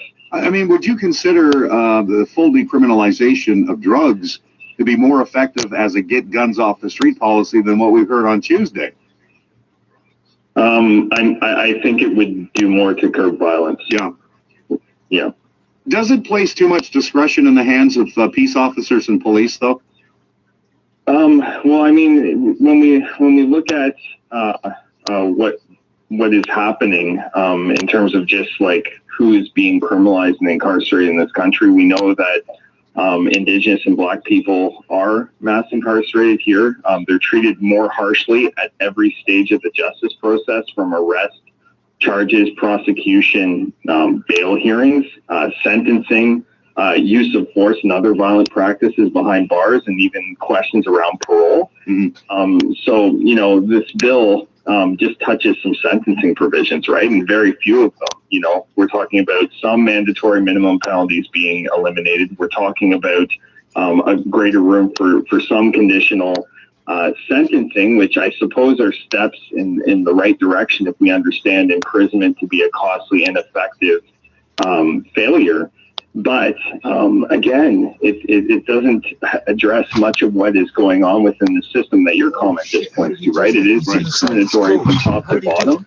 And the bottom line is the federal government and other levels of government in this country, they're decrying systemic racism, but they keep giving more funding to police and prisons. And, you know, we've had earlier this week, there was a Choosing Real Safety statement, which was a declaration to cap spending on policing and prisons, to start divesting and then building communities where everyone's basic needs are met, which is fundamentally inequality shapes what is going on in terms of you know, violence in communities, harming communities, and you know, trying to respond to it. So you know, to build back better after the pandemic, which is, you know, a tagline that's getting thrown across the airwaves. You know, we need to do more than these piecemeal measures. You know, that just shows an utter collapse of imagination and moral leadership by doubling down on current practices, which will result in more people getting killed by this system. I mean, are we ready to stop with the baby steps that we seem to be taking here and move to full decriminalization? Because I think a lot of the lay people out there, Professor, would kind of go, wait, slow down a bit here. Like they're thinking apocalyptic thoughts, like this is going to be the end of society, that everyone's going to be on junk. I don't think that's the case. Hurt people do things that hurt themselves or hurt others, right? And what we're talking about with respect to if people are thinking specifically about heavy drug use, people are using to cope with things that have happened in their lives often, right? Or or they use for recreational purposes. But I mean, no, I don't think it would be an Acropolis. People are using now. The thing is, they're dying from it, and that doesn't have to happen if we're actually interested in addressing people's trauma and addressing the consequences associated with drug use. You have to keep people alive. You can't treat dead people. I don't disagree at all, but I found it interesting when Justice Minister Lametti yesterday was asked, why not just go to full decriminalization? He actually told the reporter, I agree with you. What's holding him back? It sounds like it's the Prime Minister's office.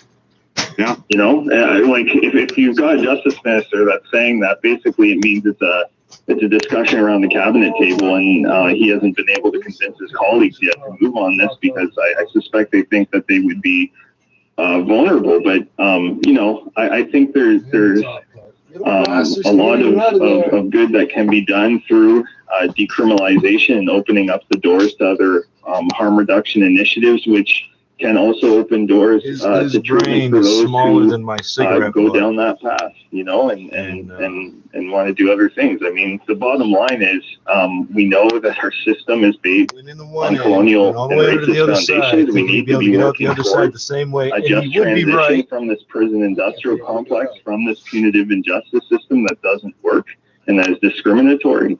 And, this tinkering or rearranging the deck chairs on the Titanic isn't going to do it. It's not good enough, and we can do better, and we can be safer for it, and it can cost less.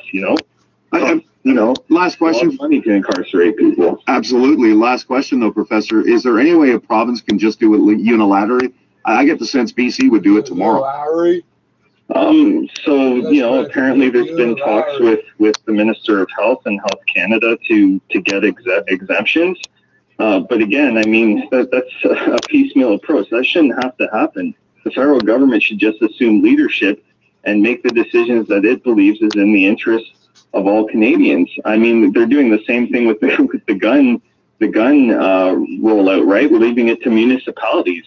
Show some intestinal fortitude and get things done. If that's what you believe will make people safer, then take some leadership and go do it. Don't throw it off to local officials or provincial officials to do the job because you're too scared of the political consequences. Sometimes things are worth doing that may be seen as unpopular in some pockets of the country to make things better off for everyone. And, if it costs you at the ballot box, so be it. At least you stood on your principles and, but I mean, we're talking about politics here, and I guess principles often don't follow through on things. So anyways. On that note, Doctor, thank you so much for your time. Stay well. You too. Take care. All right. Dr. Justin Fichet is an associate professor of criminology at the University of Ottawa. It is 6:43. For employmentlawyer.ca, a check of chopper traffic, Kimberly Fowler.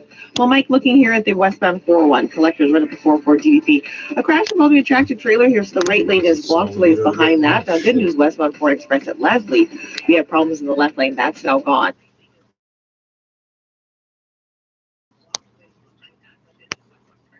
Last story.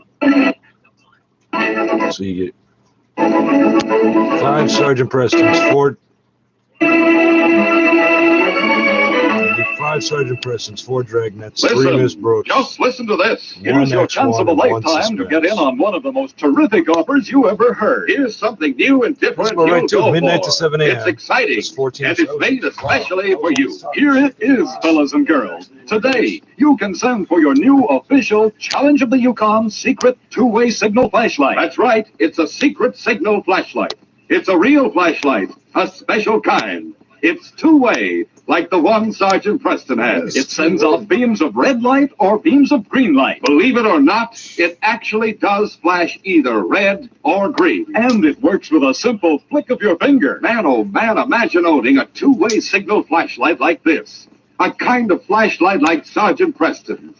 Think of being able to use it for signaling and for sending messages and secret codes. Why, it works much like blinker signal guns used by the Army and Navy. Yes, this secret signal flashlight has a special plastic directional signal barrel. That's to prevent others from detecting your secret signal flashes, except the person at whom they're aimed. What's more, you can carry this two-way signal flashlight wherever you go without anyone detecting its presence. That's because it's pocket-sized, less than 4 inches long. It fits snugly in your pocket without anyone being the wiser. Talk about exciting.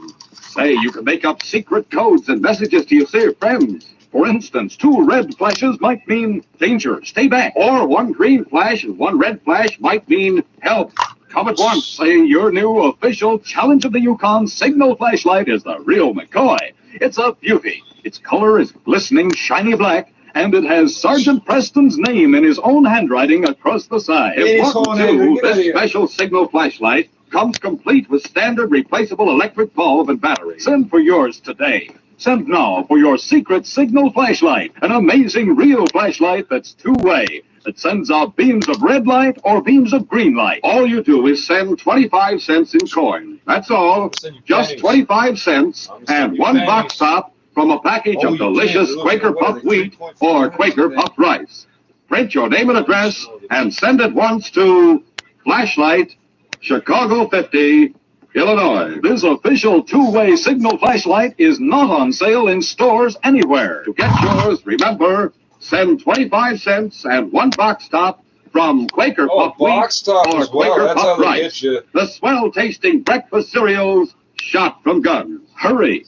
Don't let anyone get the jump on you. Address your letter today to Flashlight, Chicago 50, Illinois. I'll repeat, that's Flashlight, Chicago 50, Illinois. Red and green from the volunteer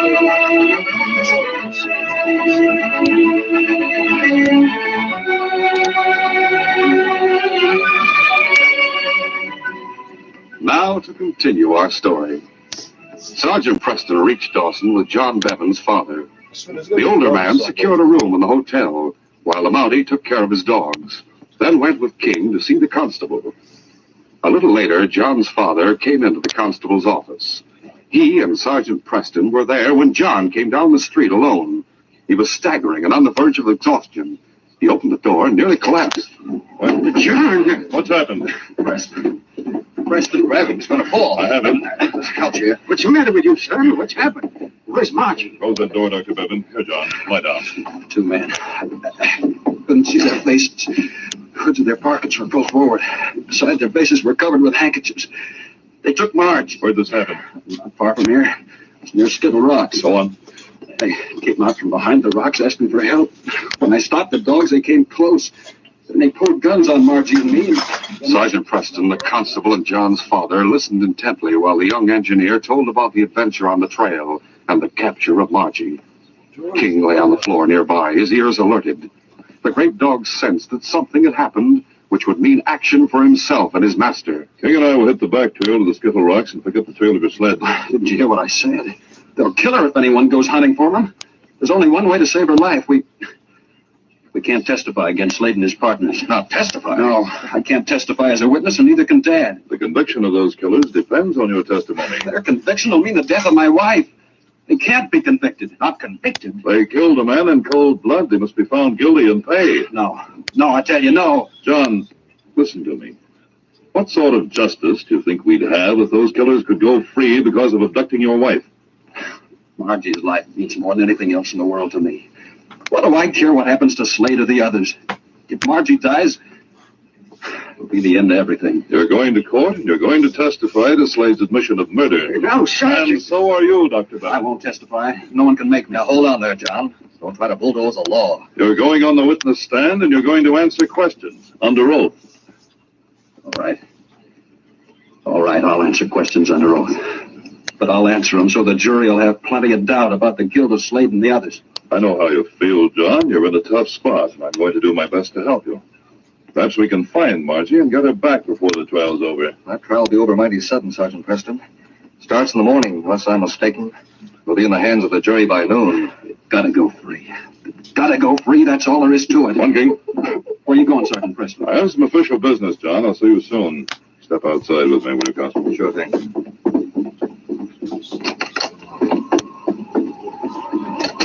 Fairly dark. Yeah. Days are mighty short at this time of the year. 20 hours of darkness ahead of us. It should be enough. What? I doubt if the abductors would travel very far after capturing Marty. They must have a hideout somewhere close to Skittle Rocks. You're going to try to find it? Yes, I am. But those crooks probably meant what they said. They'll kill the girl if anyone comes close to their hideout. Constable, they've thrown out a challenge. They've defied the law, and they can't get away with that. I'm going to look for them, and I want you to go with me. Both of us should be in court when it opens in the morning. There's no point in being there unless the killers are convicted, and they'll not be convicted unless Margie's found. Then John and his father will have to give their evidence. That's true. But they can leave some room for doubt in the minds of the jurors. And even if there is no doubt, every man on that jury will know that a vote of guilty will mean the death of a girl. If you were on that jury, how would you vote? Well, Would you vote for Slade's conviction, knowing that it meant the death of Margie? Well, I guess maybe I'd rather see those crooks walk out of court scot-free. Exactly. That's why the trial will have to get along without us. Now, pack your gear for traveling. All right, Sergeant. Are you taking the team and sled? No, just the three of us will go. 3 of us? You and I and King.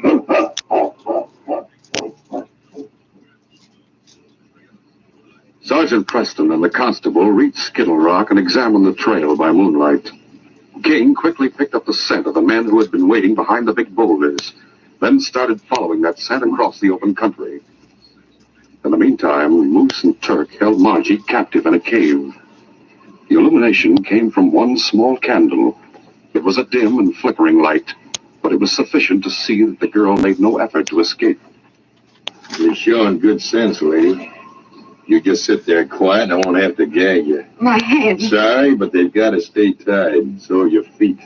I suppose I should consider myself fortunate that you removed the blindfold. We don't aim to make things any more uncomfortable than they gotta be. On the other hand, we can't afford to take chances. When we let you go, we'll have to blindfold you again and take you out on the trail before we turn you loose with your dogs and sled. Insignia that's got We don't want you to fleur-de-lis tell folks where this hideout is. You won't let me go. That's where you're wrong. If we didn't aim to let you go, we wouldn't be so careful about hiding our faces from you. Who hired you to capture me? We're not talking. Just take my word for it that I meant every word I told your husband. If the jury brings in a verdict on not guilty, you'll go free. Otherwise, you'll die. And if anyone comes looking for you, my pal up at the front of the cave will spot him. And in that case... In that case, you'll murder me. You just better hope your husband shows good sense. That's all I've got to say.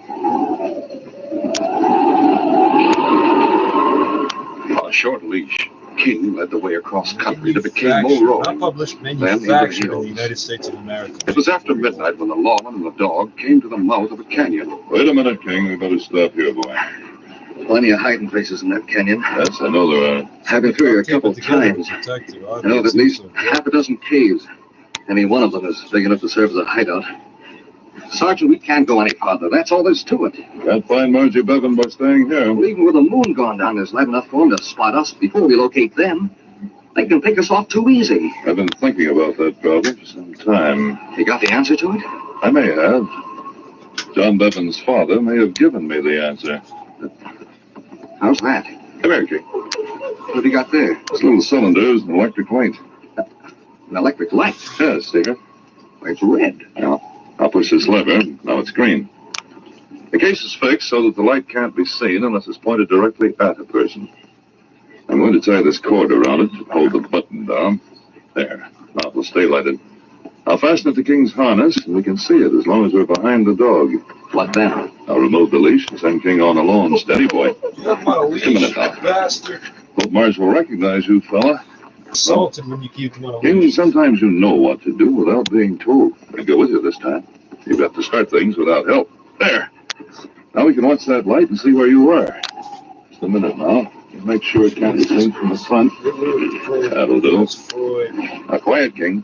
No barking, understand? All right, boy. On your way.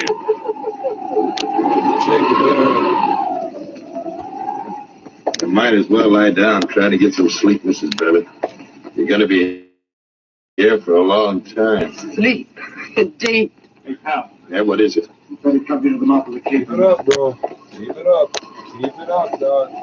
What's the matter? You see someone coming? No, but there's an animal out there sniffing around. Heading this way. Hole, less time to work later. The chances are it's got the scent of the dogs. They're way back in the cave, aren't they? Yeah, and staked. What is that? A wolf? Can't tell. Whatever it is outside, putting a bullet through its head. No, don't do that. The sound of a shot might be heard. We don't know that we're alone in this area. That critter's getting awful close. Hey, looks to me like a dog. It is a dog.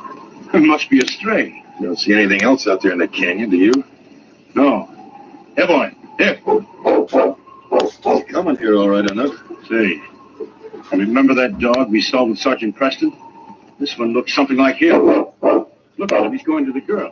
What's that green light on his harness? King! She called him King. Get his dog. King, help me, boy! Come on, he must be dead. Take them away! Hey, look out! Oh, look out! Moose went for his gun. King charged and knocked the big man over backward. Then, like a flash, the great dog turned and leaped at Cirque. Get away! Get down! Get away! When I get on my feet, I'll kill that mutt. Cirque fell back, and then King turned again to charge at Moose. For the next few seconds, he kept both men too occupied to gain their balance. He saw that neither had the opportunity to bring a gun to bear. Then he heard his master. Come on, Constable. Here they are. Sergeant Preston! I'll kill you! Oh! Guess again, you rat. There's one for you. Oh! That did it! You got it! You... Wait, don't hit me again. How about that one? He's out of the fighting. Now let's see who these men are. Pull back the hood of that parka. They didn't call each other by name. Handkerchief over your face, eh? All right, Preston. Now you know who I am. Moose Hoyt. This is his brother. Keep an eye on them while I cut the ropes and free Marge Bevan. Right, Sergeant. Tell me, Sergeant, what about my husband? Is John all right? Perfectly all right. There. Your hands are free, and I'll get that one about your ankles. Someone hired these men to hold me in the hope that John and his father would refuse to testify against Slade. There you are, Marge. Thank you. Now, Moose, start talking. Who hired you? Why should I tell you? To save your worthless neck. You'll get hard to handle, we'll turn King loose on you. No, wait, don't let that dog at me. Who hired you? It was Blenheim. The banker. Yeah. The inventor of the... Hang it all, I might as well tell everything. Fight the righteous, sex Slade threatened to squeal and involve him in the murder of that newspaper man. Slade said he'd squeal if he was convicted. Yeah, and by thunder, Slade will squeal. The inventor John of the Bevan and cash his father will register. give straight testimony when they see that Marge is safe, and that testimony means conviction. Marge, you had a sled and dog team. Yes, they're farther back in the cave. Constable, I'll take Marge and the dogs and get to Dawson in time for the trial. Go ahead, Inventor of Sergeant. the cash register. I'll follow these prisoners. I'll leave King here to help you. That's all the help a man could ask. King, the way you fought those men. You kept them busy until the constable and I could follow the green light. Good work, King, old boy. When we get to town, we'll arrest the banker Arnold Blenheim. Then this case will be closed.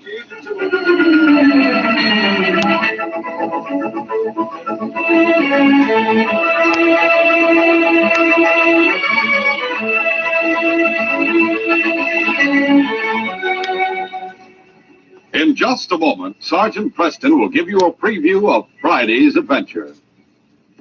Attention!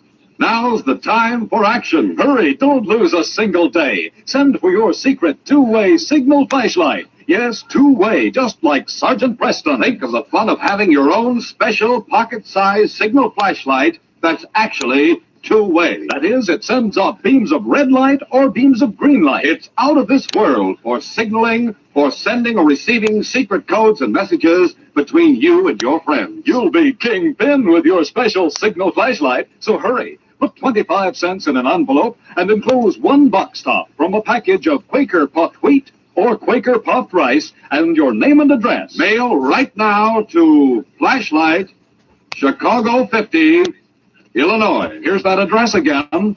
Flashlight, Chicago 50, Illinois. These radio dramas, a feature of the Challenge of the Yukon Incorporated, are created and produced by George W. Trendle and directed by Fred Flowerday. This story was written by Bram Stryker. The part of Sergeant Preston is played by Paul Sutton.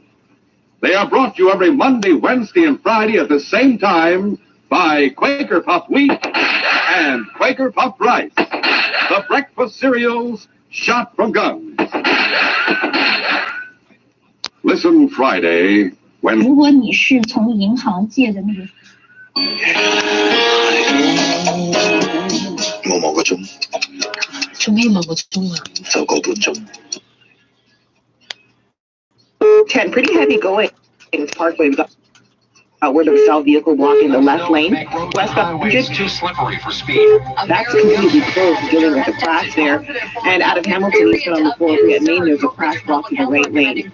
Drive into Mr. Lube, open every day. Sit back with safe save your car services from warranty approved oil changes to tires. The Leafs beat the Sens, and Kyle Lowry out, but the Raptors beat the Bucks for the second time this week. Sports at 15. Dow Jones Stock Futures up 50 points. Bitcoin clearing another milestone with more backing by Elon Musk. Business at 26. 680 News Time, 7:01. Traffic and weather together on the ones. In the 680 traffic, cruiser Jordan Kerr. Good morning, Jordan. Morning, Paul. Morning, Catherine. It is not too great out here with the snow falling down. And most of the roads have been salted because the snow's been going since last night. But still, a lot of them are slushy and they're still going to be wet. So drive according to the conditions. And as everyone's been saying, see snow, go slow. A number of issues outside of the regular delays on the eastbound 401 approaching Highway 6 South. A crash on the left shoulder. Vehicle went into the guardrail. Unfortunately, there are plows around here as well. So that's making everything worse. Really backed up east of town line to 6 South. And a new issue eastbound 401 approaching Kennedy in the express. Vehicle spun out here. The left lane is partially blocked off because of this, and the tow is on scene. From the 680 Traffic Center, Kyle Hawking. I've been watching plows on the southbound 400. They've just gone through Major Mackenzie. Back up from about Canal Road because of that, but it looks like we may have had a collision in the backup here.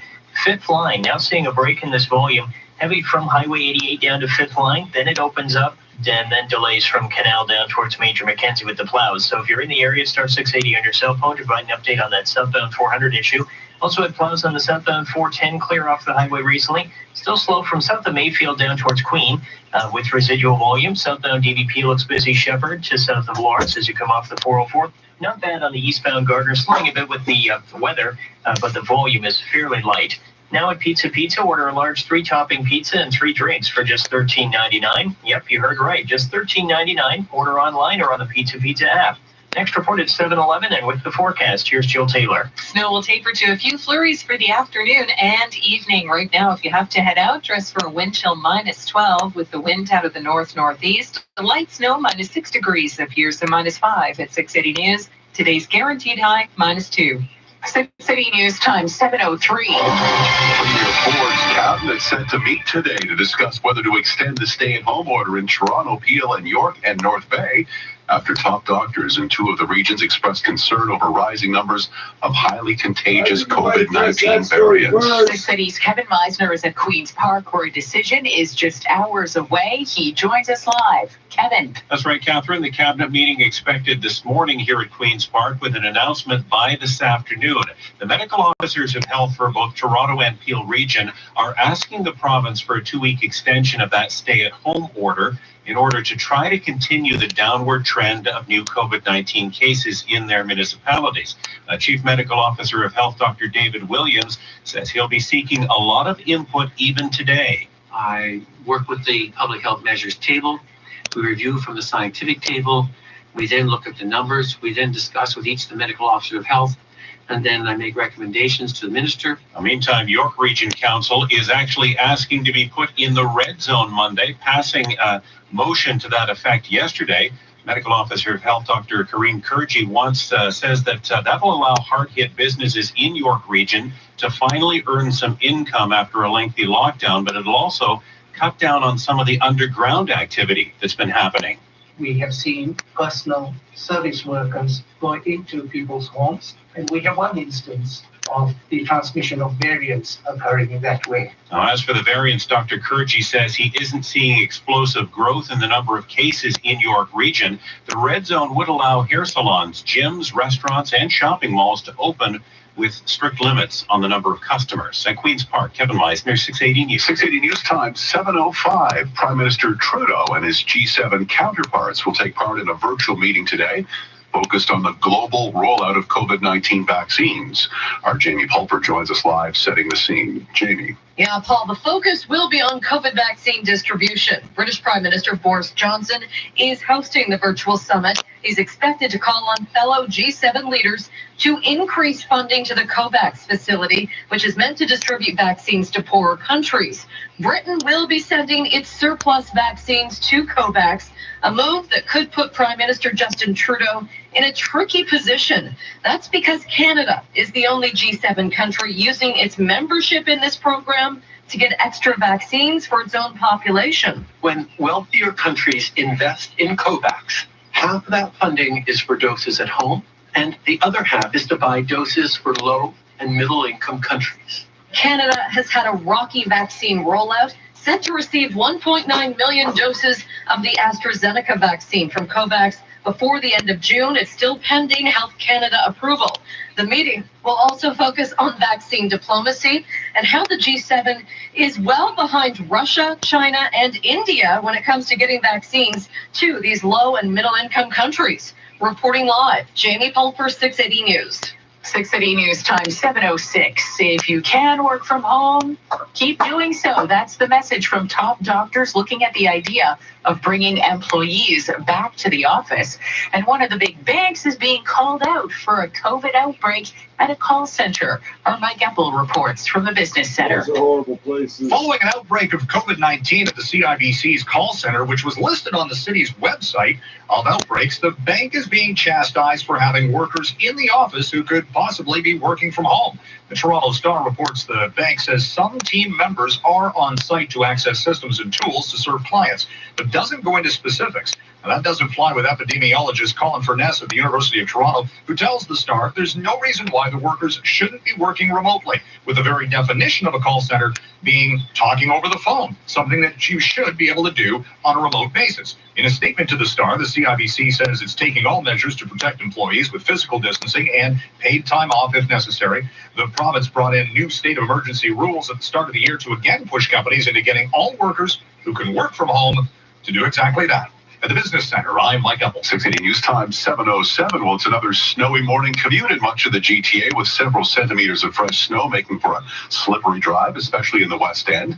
Our Carl Hansky's in Oakville this morning, one of the hardest hit areas, and he joins us live. Carl. While this wasn't a major storm, there's enough snow to make roads and highways extra greasy. Here in Oakville, commuters like Robert say the snow hasn't been their biggest problem. It's other drivers going too fast. People passing and then getting word that they're going to lose control and hit me. So I'm just keeping at a slow pace and just cruising in. And that's the message for today. Just take your time and get there safe. OPP Sergeant Kerry Schmidt has another courteous reminder to drivers. When you head out this morning, brush off that snow from your vehicle so it doesn't go blowing off the cars behind you to cause a whiteout condition. The OPP has responded to over 100 crashes on GTA highways in the past 12 hours, mostly vehicles going too fast for the conditions. We're expecting more snow late Sunday night into Monday morning.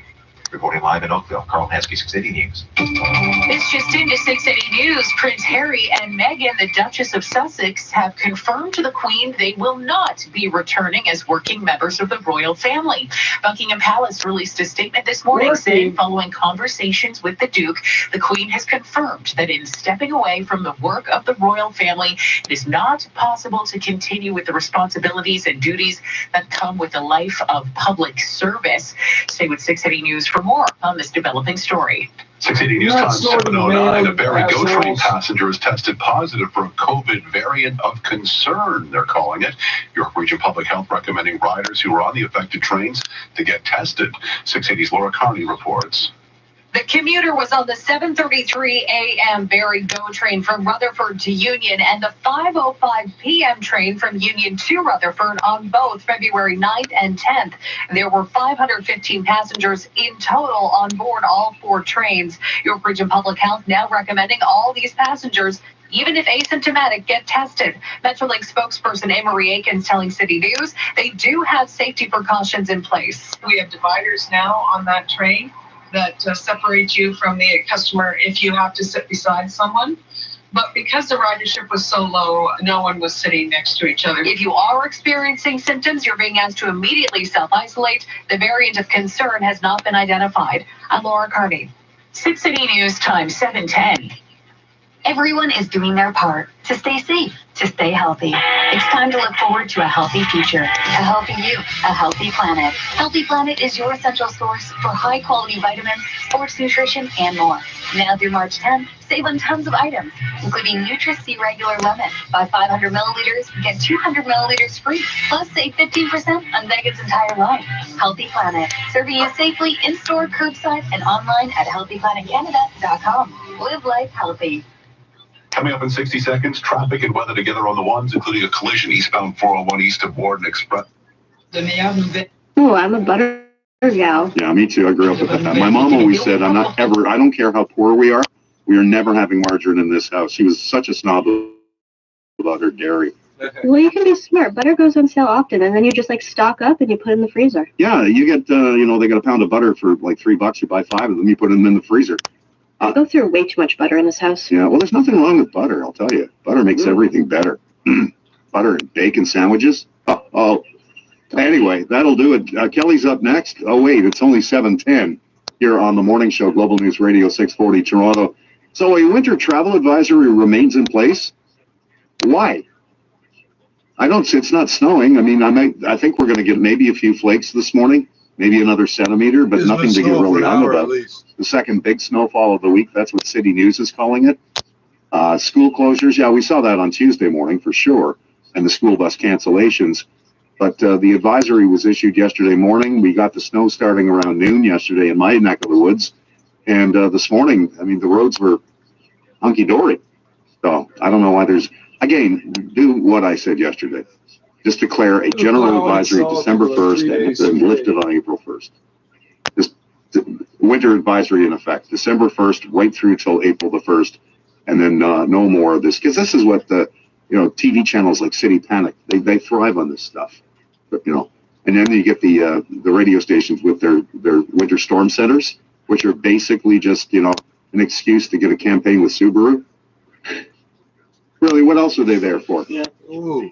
Brought to you by your Ontario Subaru dealers. Wow. You mean if Subaru didn't exist, we wouldn't have this storm center? I don't know. What else is going on? Ontario's going to invest $2.5 million in a wearable tracing tech that will beep or vibrate when people aren't 6 feet apart. Are you serial? You know how much butter that could get, Heather? $2.5 million for a wearable contact tracing technology that will alert users that they may have been exposed to COVID-19 in the workplace. It will beep or vibrate if they're within 6 feet of another person. I mean, don't we already have that with the COVID alert app? COVID. Isn't that the same thing? I don't know. My phone's so old I can't download it, so I'm doomed to die. And mine hasn't gone off yet, so I don't know. A news release yesterday, the government said it's going to provide Face Drive Incorporated, which is a tech company founded in 2016, through something called the Ontario Together Fund. It's called Trace Scan. It's a wearable tracing technology for people who work or spend time in facilities where smartphone use and access to the COVID alert app is limited. This would include a place such as an airline, a school, a construction site, or a long-term care home.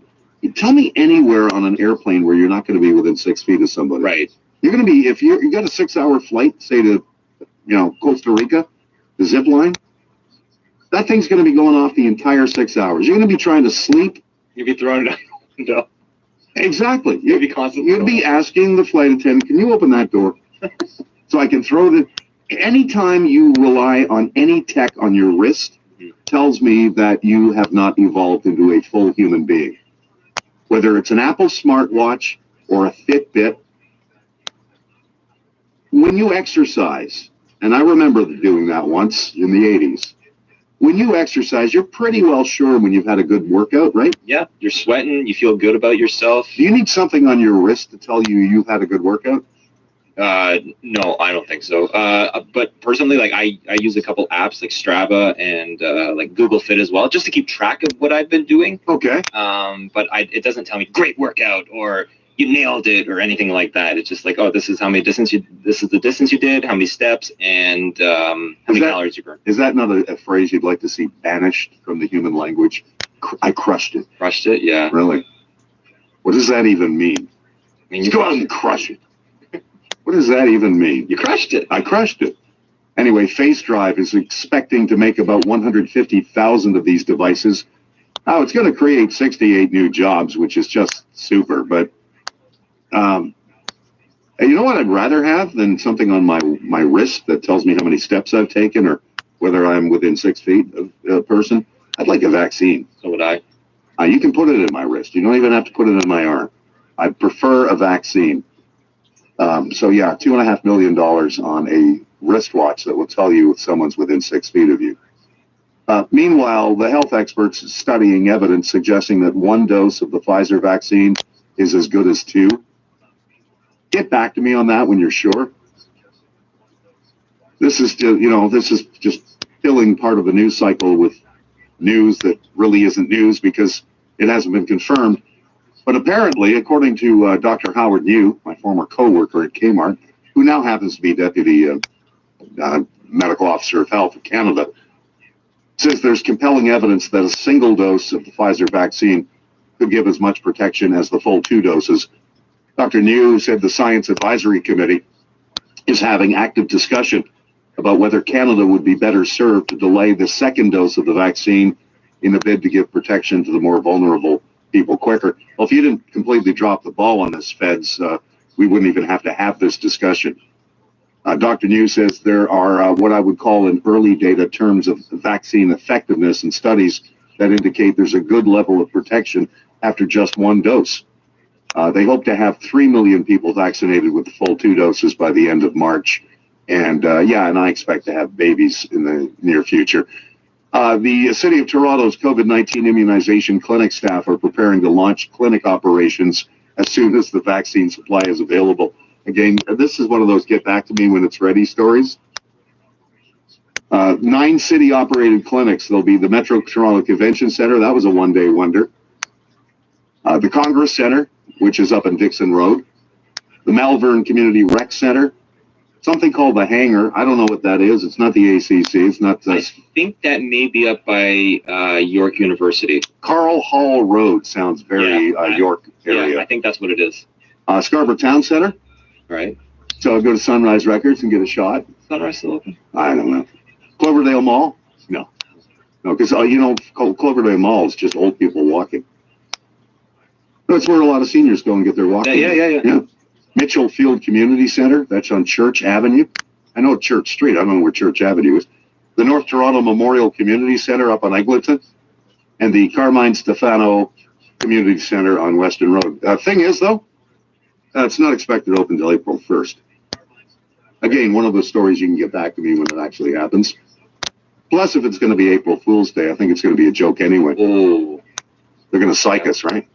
They're totally going to psych us on that one. Meanwhile, not surprisingly, the Prime Minister's polling numbers are really getting hurt because Canadians are angry about these vaccine delays. I keep reading, liberal supporters, and yes, there are liberal supporters out there, especially in the media. Media is very, very liberal friendly, who are still defending the Prime Minister on this one. But Canadians are angry. It's hurting the Liberals in the poll, according to the latest numbers from Ipsos. On Global News' website here, it says the new poll has found 71% of Canadians are angry that Canada is falling behind countries like the United Kingdom and the U.S. when it comes to the pace of the rollout.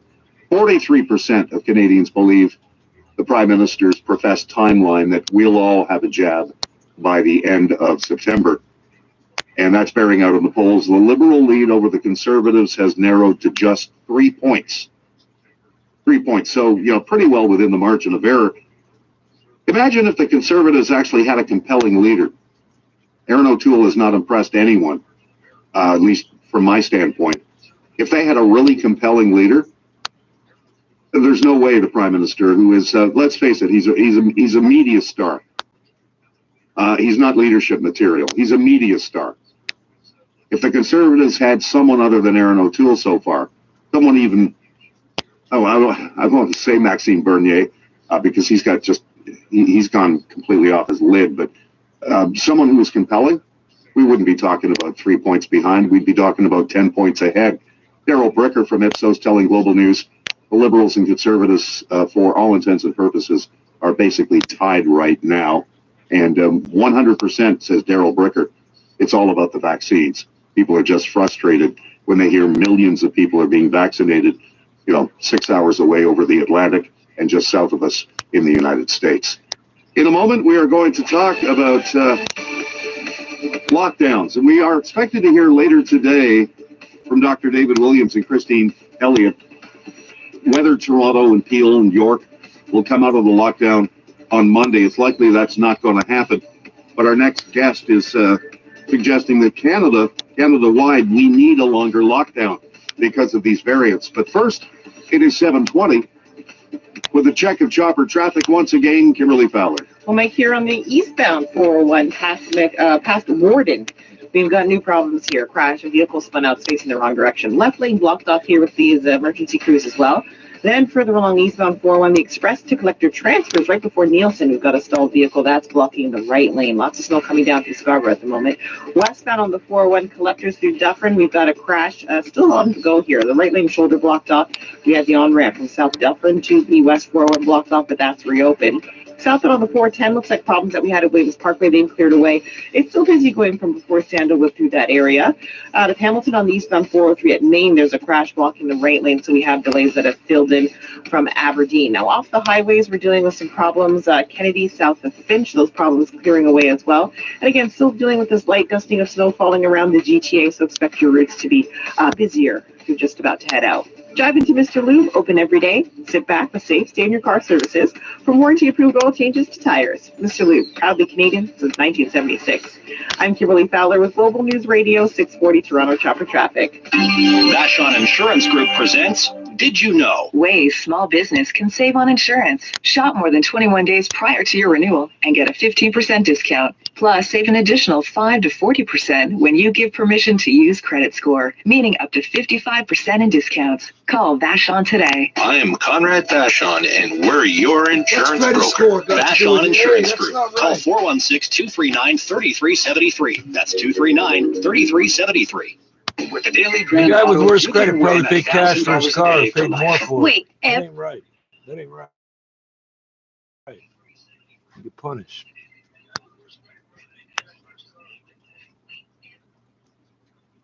Et qui sont toujours aussi nombreux.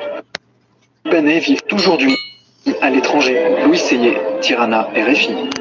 Un reportage à retrouver en intégralité dans Accent d'Europe avant.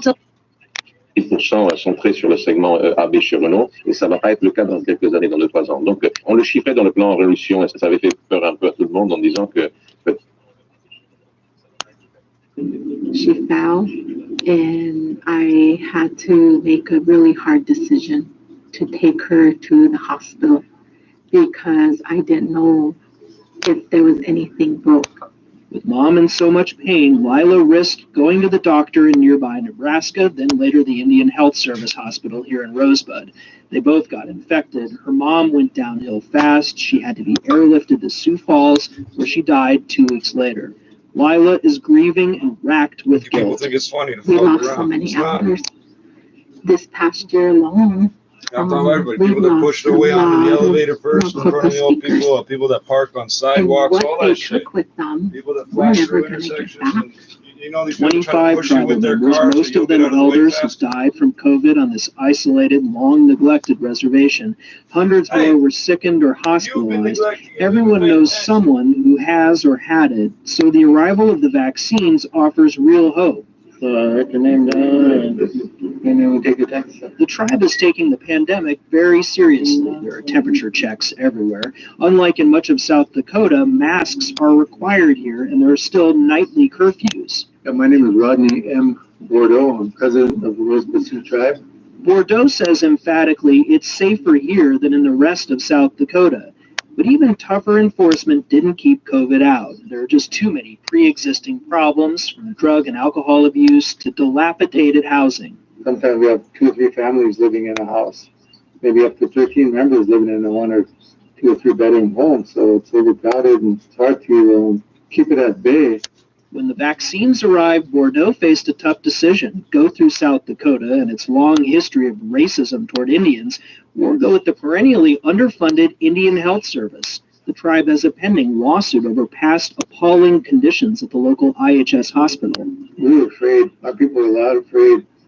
They were afraid because we didn't have the resources. We thought we'd be getting left behind. So we had to wrap it up, lobbying, talking all the time, making sure Indian country was heard. They rolled the dice and went with IHS anyway. It paid off. It's been one bright footnote to months of tragedy. Vaccine distribution here so far has been fast and efficient. I can go. Okay, come on back. The IHS hospital holds 2 mass vaccination events a week, a traveling clinic, and then one every Thursday here at the Rosebud Hospital. Amanda Bordeaux, a paraprofessional at the high school, is getting her second Pfizer shot. I worry about my family members. My aunt passed away from it and she was young, so I wish that this would have came out sooner. She also lost her 91-year-old grandmother to COVID in November. When I first got my first dose, I was really angry because I wish it was sooner for them. They'll vaccinate more than 300 people today alone. Analysts say it may not be perfect, but the IHS is at least a centralized system. There's a database here of the 15,000 people they need to reach, and they're practiced at immunizing people in tough conditions.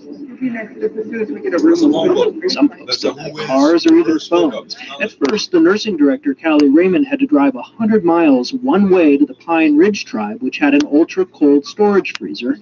Out of the some 4,500 shots they've gotten to date, only 3 have gone unused. It takes a lot of critical thinking in how we're going to utilize this vaccine. Does that mean you took 2 out? Or you took like on 3 Super Bowl out? Sunday, Because up when we here, had it's some only 5 no-shows, for 5. Raymond drove to a supermarket where they got on the loudspeaker and managed to get all the extra shots into the arms of shoppers. Today, it's -6 outside and there are ground blizzards. Still, the tribe is running shuttles to pick people up in outlying communities like St. Francis. Snowdrifts cover the yard in front of Francine Littlehoop's house. It's one of the few on this road that's not boarded up. She talks through her mask as some stray dogs jump up onto the car. I just stay away from people. All they stay in my house. Littlehoop says she's scared of getting COVID. This is my first time I wanted to get my shot. The tribe has been vaccinating its population at almost double the rate of South Dakota, and for that matter, most of the rest of the nation. And it's not just here. This is the case across much of Indian country. Tribal leaders across the country say they plan to keep holding the Biden administration accountable to its treaty obligations to deliver health care.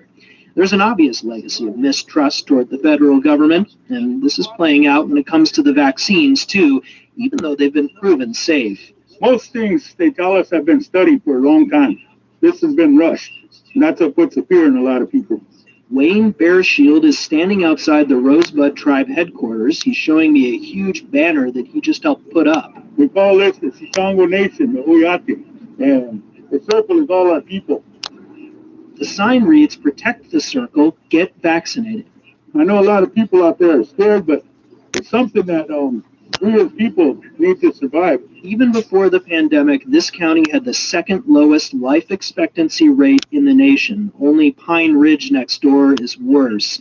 Pre-COVID, wakes like this one in a high school gym for a mother and daughter killed in a car crash were all too common.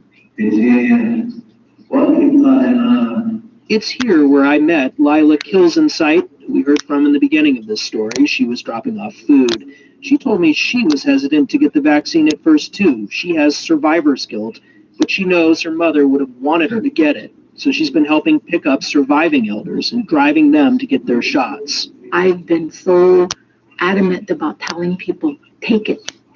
We have to, because that's the only way it's going to stop. Kirk Ziegler, NPR News, Rosebud, South Dakota. This is NPR News. Tattoo artists are fighting a new ban on blue and green pigments in Europe. While scientists here say the basic science of tattoo ink is still fairly mysterious. Ink manufacturers aren't even required to disclose what they put into the inks in this country. Despite this, about a third of Americans have one. The unknowns of tattoo ink this afternoon on All Things Considered from NPR News.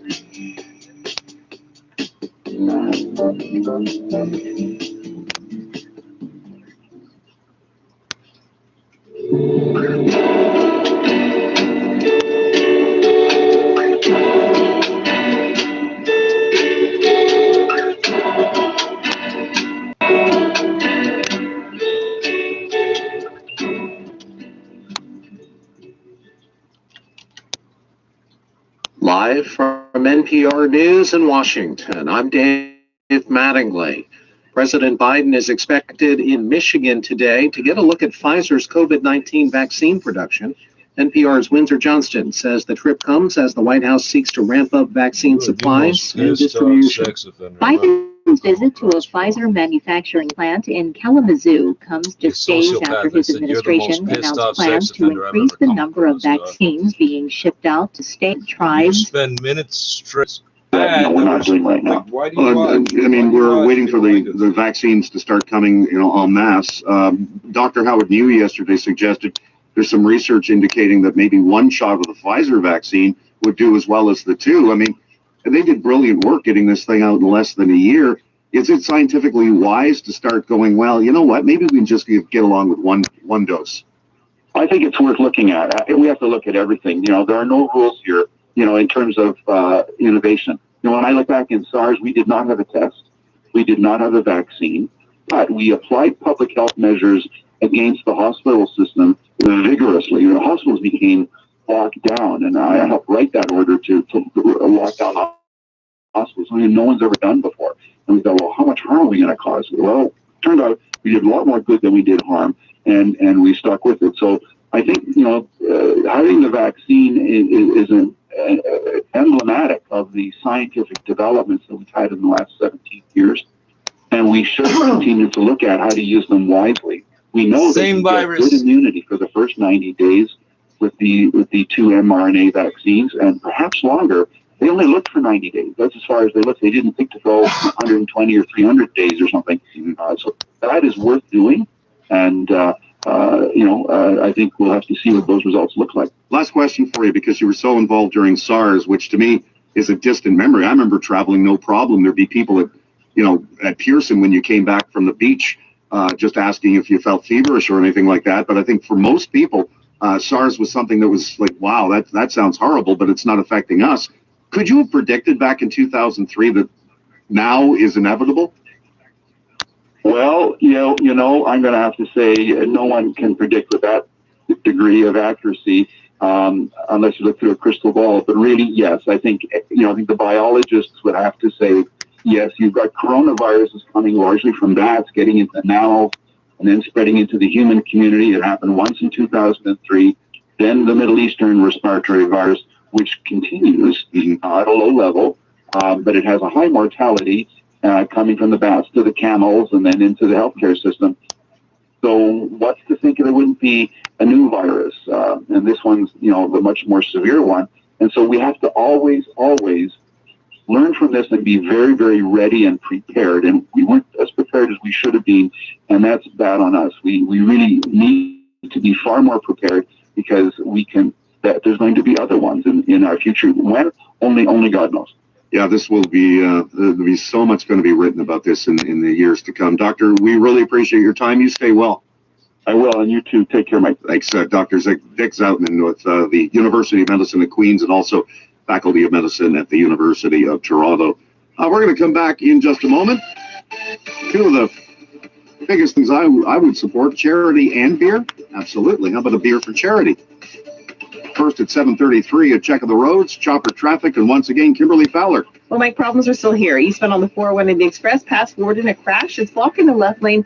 We had a pickup truck spin out. It's still facing the wrong way. Crews on scene to deal with that. Further along, eastbound 401 Express to collect your transfers just before Nielsen. Stalled vehicle blocks the right lane. Tow crews on scene as well. Westbound on the 401 and the collectors at Duff, and we still got this crash on the go. Right lane and shoulder blocked off. It's been here all morning long.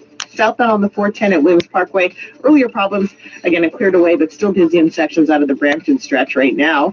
Out of Hamilton, eastbound 403 at Maine, a crash blocks the right lane with delays from Aberdeen. Off the highways, we had an earlier crash, Kennedy south of Finch, looked like that's cleared away. Is buying a home in Toronto still possible?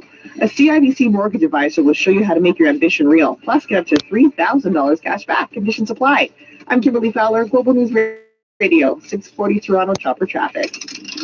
Scoring free gas sure feels like a win. Hi, I'm John from Speedy Glass. And when you book a windshield replacement with us online, you'll get a $25 e-card to score free gas. At Speedy Glass, you'll also feel like a winner knowing we install high-quality sanitize your car with our unique 30 contact point process. That's win-win-win.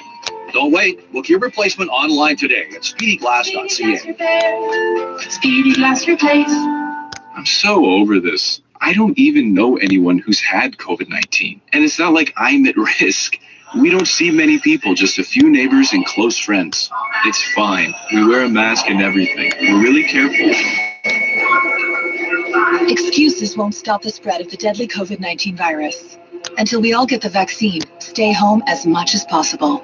Visit ontario.ca/COVID-19 for more information. Paid for by the Government of Ontario. Picture life without restaurants. All the first date spots. And our favorite places to watch the game. The lunch spot that gets us through the day. The places the kids love to go.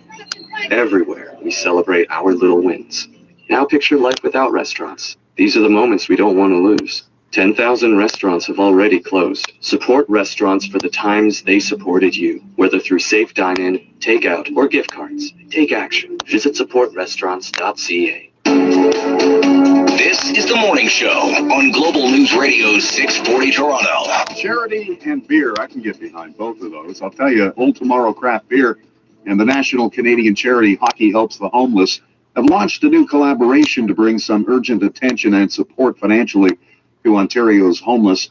Home Ice Advantage is a new premium craft lager that's the first of Old Tomorrow's new Brew Aid charity series of beverages. The proceeds will go to selected charities to improve life in Ontario. And homelessness is certainly, as we know, prevalent across this province, across this city. On any given night in this province, 12,000 people are without shelter. And with the COVID pandemic, it's unimaginable. Joining us is the CEO and co-founder of United Craft, Pat McDonald. Good morning, Pat. Good morning. What's United Craft? Tell me about your organization.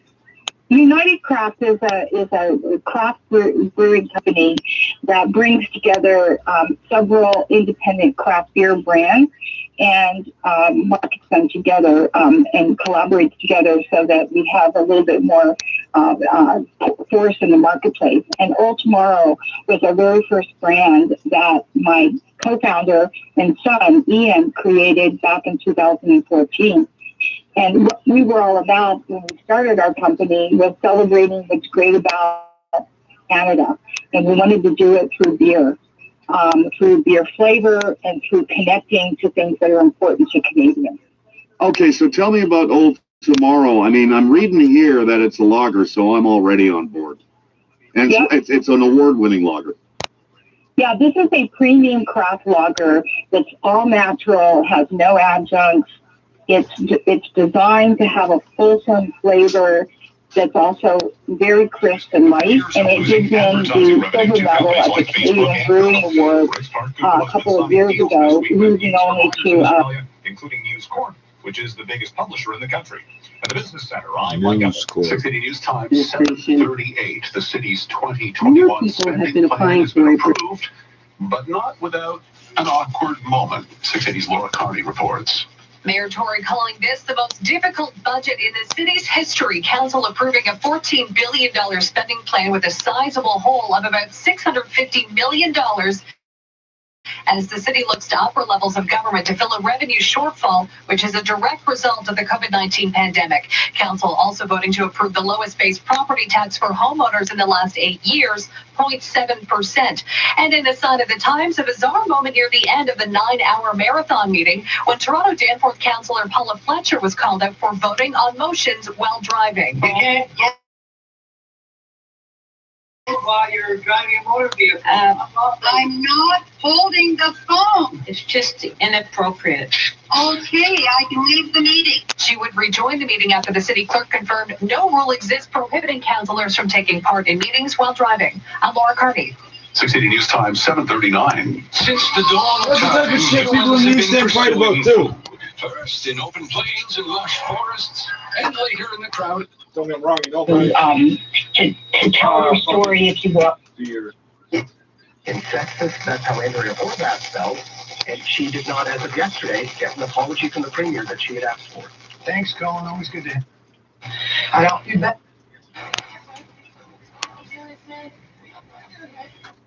Ces autres.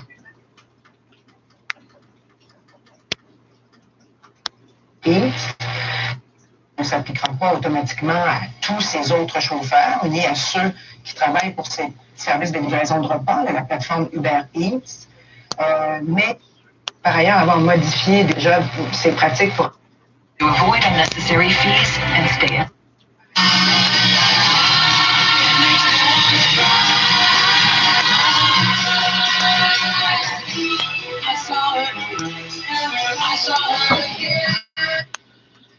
Des propositions en début de semaine là, au gouvernement, au syndicat en Europe pour permettre aux chauffeurs d'avoir une rémunération plus transparente et d'obtenir certains avantages.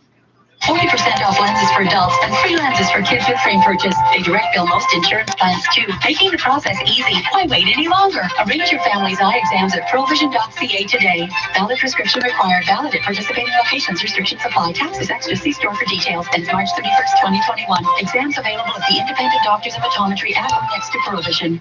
680 News Time, 7:41. Time for 680 News, traffic and weather together on the ones for Pizza. In the 680 traffic cruiser, here's Jordan Kerr. Eastbound 401 approaching Highway 6 South. We had a crash on the left shoulder. It may have been cleared away as there's no delay through there anymore, but it is slow after that. Approaching James Snow to the 407 through Mississauga Road to east of it, then really heavy 410 to east of Dixie and the collectors, and busy from Islington to the 400 ramps. Eastbound 401 east of Warden and the Express. We had two issues around here. One of them's been cleared away, but we still have the left lane blocked off in the Express because of crash cleanup. Vehicles spun out around here. I've had that happen a couple of times, so just be careful. It's slow from Warden to east of it in the Express lanes. On the westbound 401, delays approaching west of Rock Street to approaching Salem, then west of Nielsen to west of Kennedy, alternately Express and Collectors, and for Baby to west of Young in the Collectors, and westbound 401 west of Dufferin in the Collectors. We have the right lane blocked off all because of collision cleanup, causing a delay from Dufferin to west of it. Express lanes are fine through there. From the 680 Traffic Center, Kyle Hawking.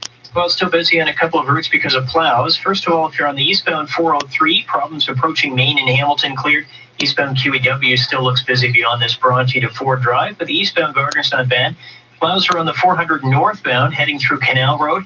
Delays behind that from approaching Aurora Road up towards Canal. Southbound 400 is still busy. Aurora Road to south of King Road and Teston Road to Major Mackenzie. It really filled in because of plows that had been going south that cleared off the highway, so residual volume. Southbound DVP's been free of plows so far this morning, but it is busy 401 down towards Eglinton.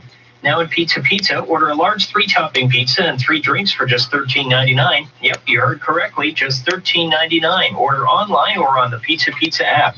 Next report at 7:51, and with the forecast, here's Jill Taylor. Now take your time this morning with this light snow. Still have the winter weather travel advisory in place for Toronto through to the Burlington area. But really, no matter where you are this morning, we've got some light snow. Guaranteed high -2. It'll taper to just some flurries for the afternoon and for the evening. Just a few.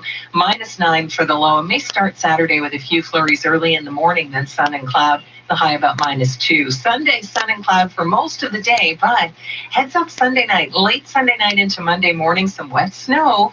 Could see some accumulation, 3 to about 7 centimeters possible for that early Monday morning commute. Right now, light snow, -7. Up here, some -5 at 680 News. Today's guaranteed high, -2.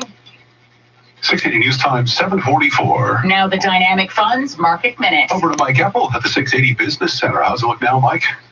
Pretty good, Paul. We've got Dow futures up to the high of the morning, gaining 90 points. The S&P futures higher by 15 points. Some pretty good earnings in from the companies reporting results this morning, including Magna International and Deere and Company. We're watching oil settle down just a little bit, but still elevated at $59.51 a barrel, down by $1. Gold is down $3 at $17.72. Our dollar is up 0.4 cents, 79.25 cents U.S. The exchange rate down to $1.26, and I've got to check the chart here, but I think this is a fresh 2.5-year high for the loon.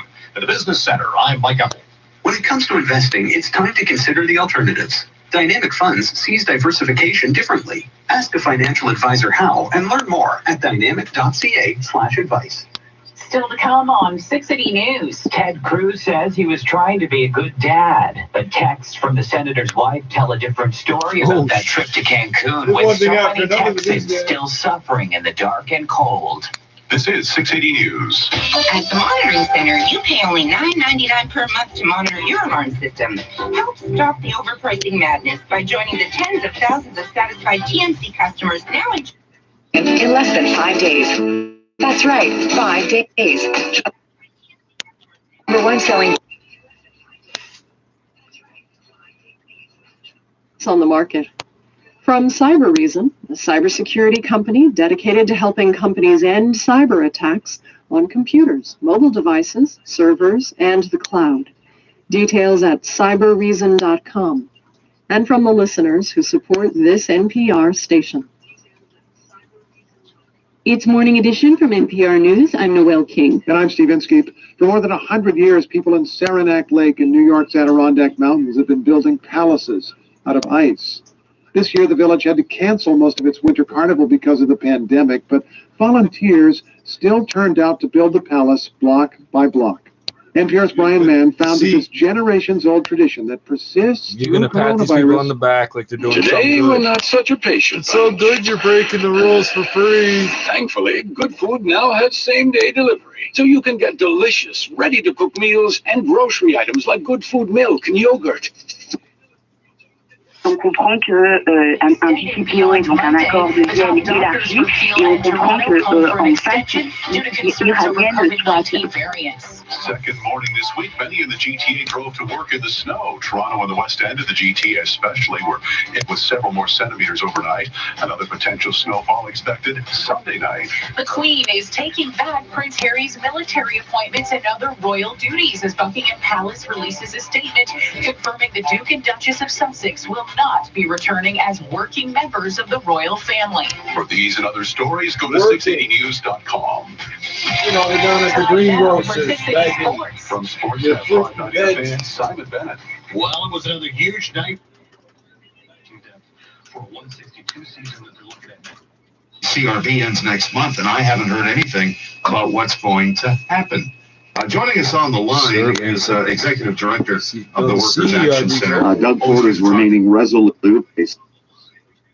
stuff, but that aside, Christine told Global News that I'm sure the finance minister would agree it's best for all of us to be able to plan our budgets, but my CRB ends next month, and I haven't heard anything about what's going to happen.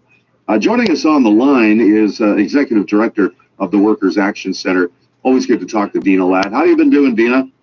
I'm good. It's great to be here again. Thanks for everything you do. Not a problem. I don't envy a lot of people. It's tax time. We got our T4s here at Chorus yesterday.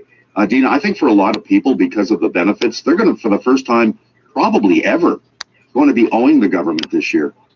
And it's not a good time to have to owe the government.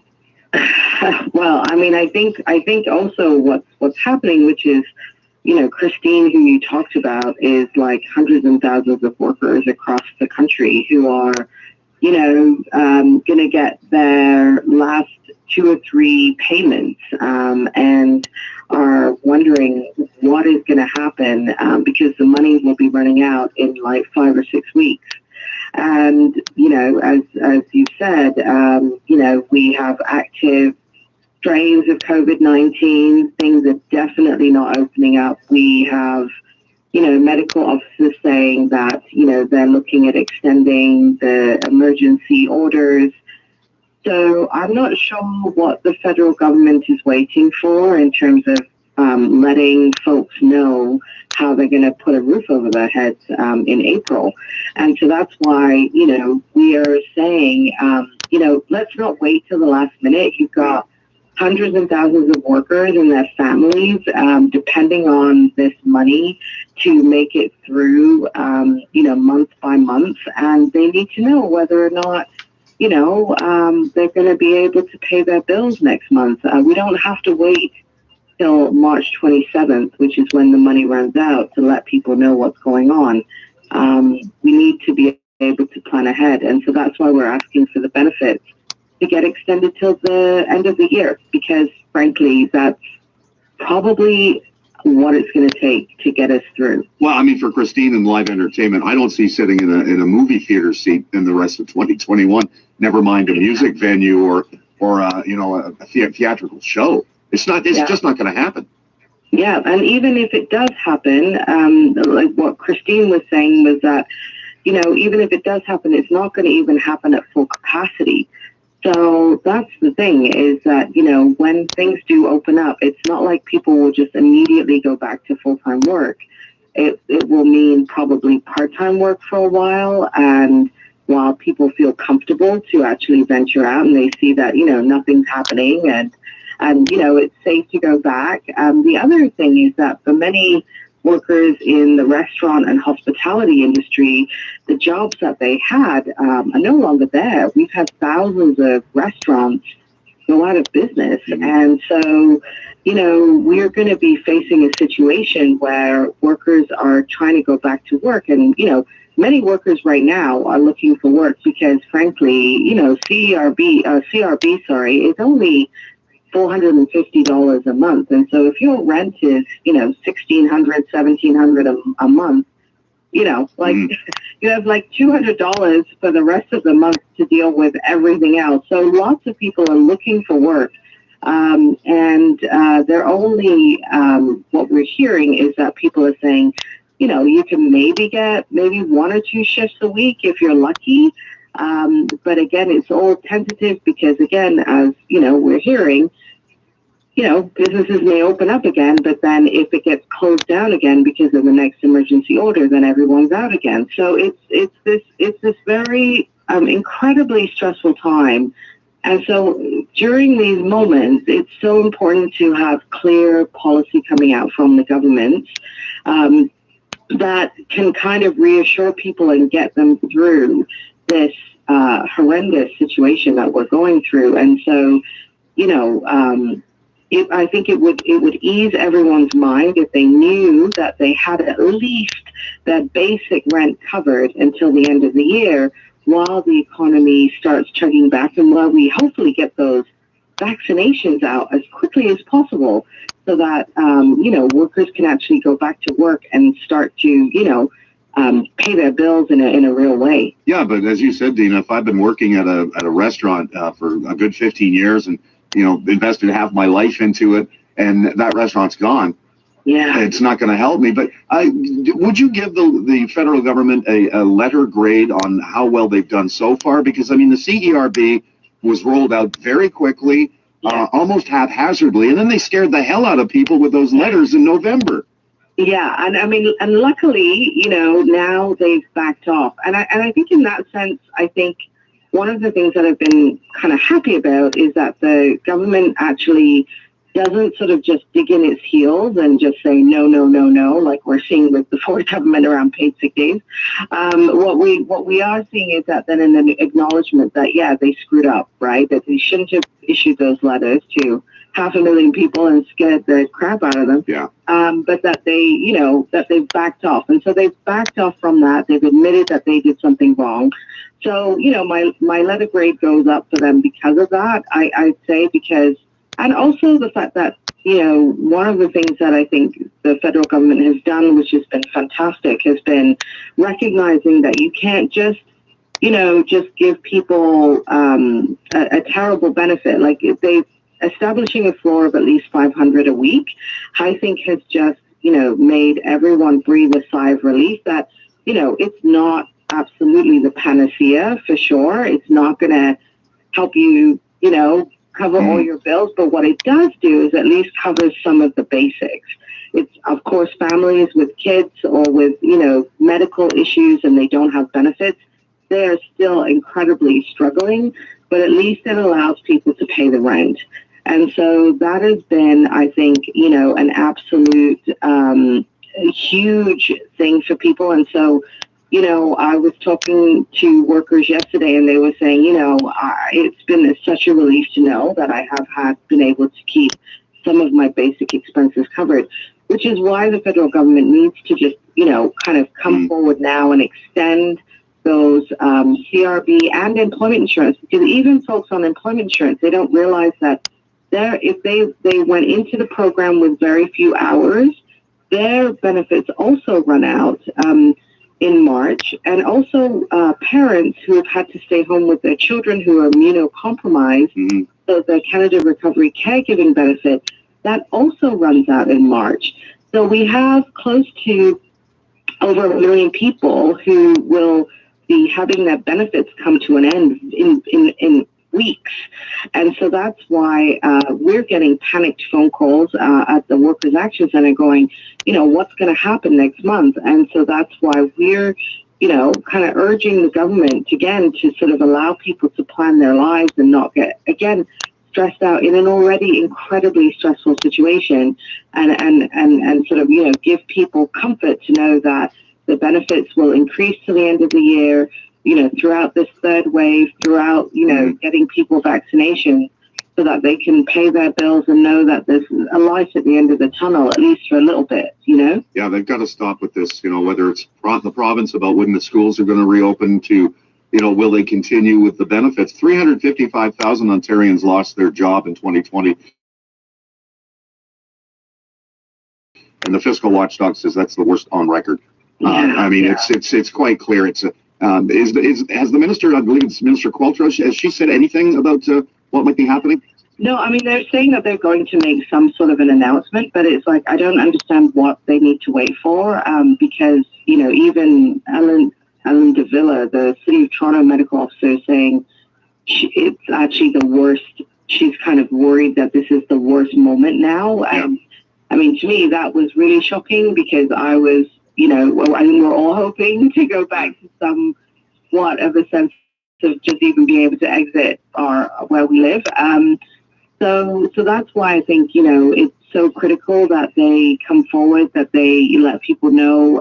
Also, the other issue is the federal government said that they were going to extend the amount of EI sickness quarantine benefits as well, because what we're hearing is some of the long haulers, the folks who've had long-term consequences of COVID-19, 15 weeks just doesn't cut it in terms of sickness benefits on unemployment insurance. Mm-hmm. And so, people are still struggling with, huge respiratory issues and long-term complications. And so they need to know that this EI sickness benefit will increase. And we also need to have people who are, again, folks who are, gig workers, misclassified as independent contractors. They need to know that they have some, benefits going into this next year. And also those folks who have been caught up in the issues of their immigration permits expired, but now waiting to get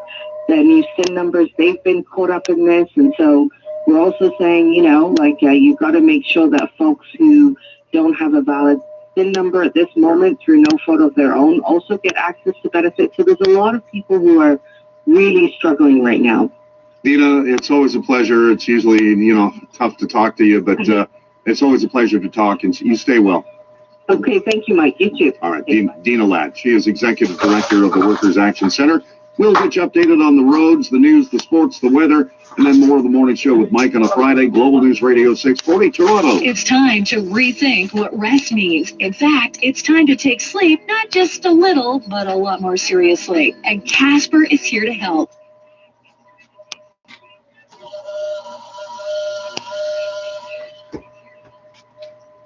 I've been here like 10 years. You think, oh, I must be dying. No, it's almost as old as me. I need the real weather report.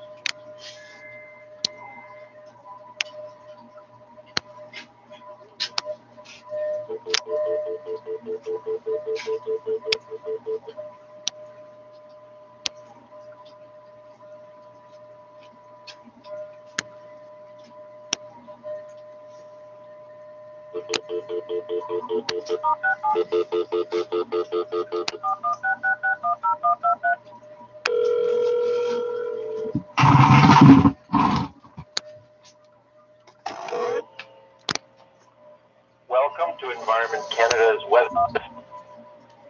For the City of Toronto, press 1. For York Durham, press 2. For Dufferin Innisfil, press 3. For Halton Peel, press 4. For Niagara, press 5. For the forecast for the next 7 days, press 1. I can't believe how much audio interference I got at this exact The minute. Environment Canada forecast issued at 5 a.m. Friday for today and Saturday. City of Toronto. Keep it up, you for today, fucking goof. periods of snow ending this afternoon, then cloudy with 40% chance of flurries. Oh, up and down, the righteously angry sex offender. High -2. Well, we'll just have to do that again. You're mad. Now you're pissed off that I just simply hung it on. I know I'm supposed to hear, oh, I didn't know. Fuck off, buddy. Interpol watches us for totally different reasons than they watch you. You need to fuck off, dog. This is why you guys disappear. You disappear. You know how many hundreds of thousands of people disappear out of national parks each year? Nobody does. If you're fucking done, I need to know the fucking weather. There's no point me doing this and just watching the video end while I'm doing it. Like I'm doing some sort of service for people. Do it again, bro. Do it again. You got about 30 seconds till you get your next IP address, right? Welcome to Environment Canada's Weather Service. Oh, no echo this time? For the city of Toronto,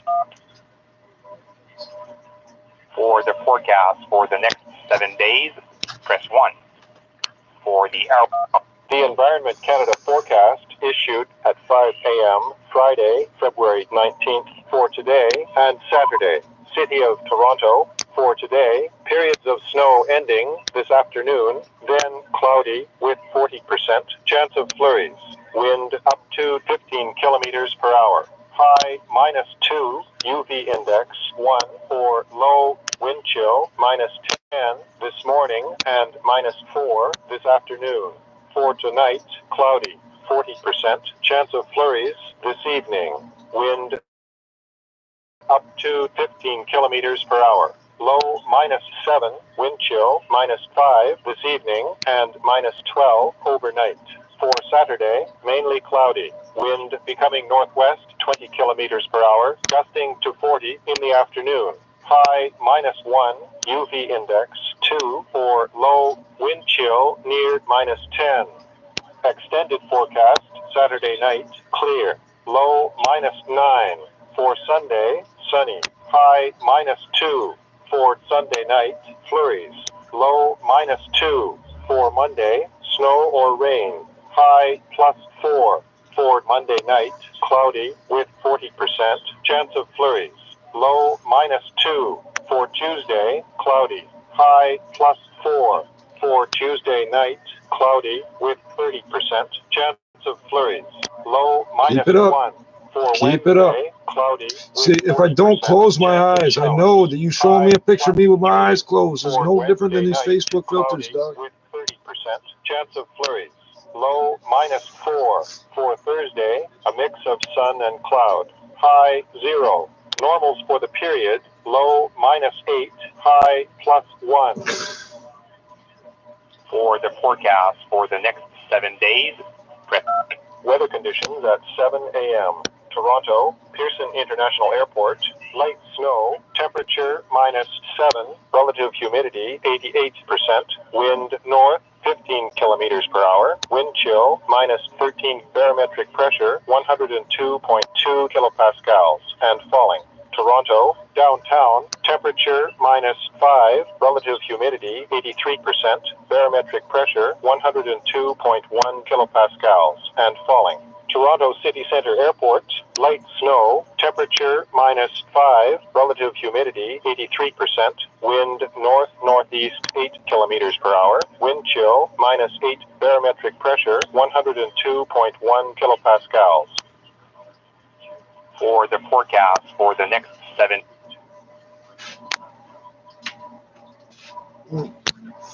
Why?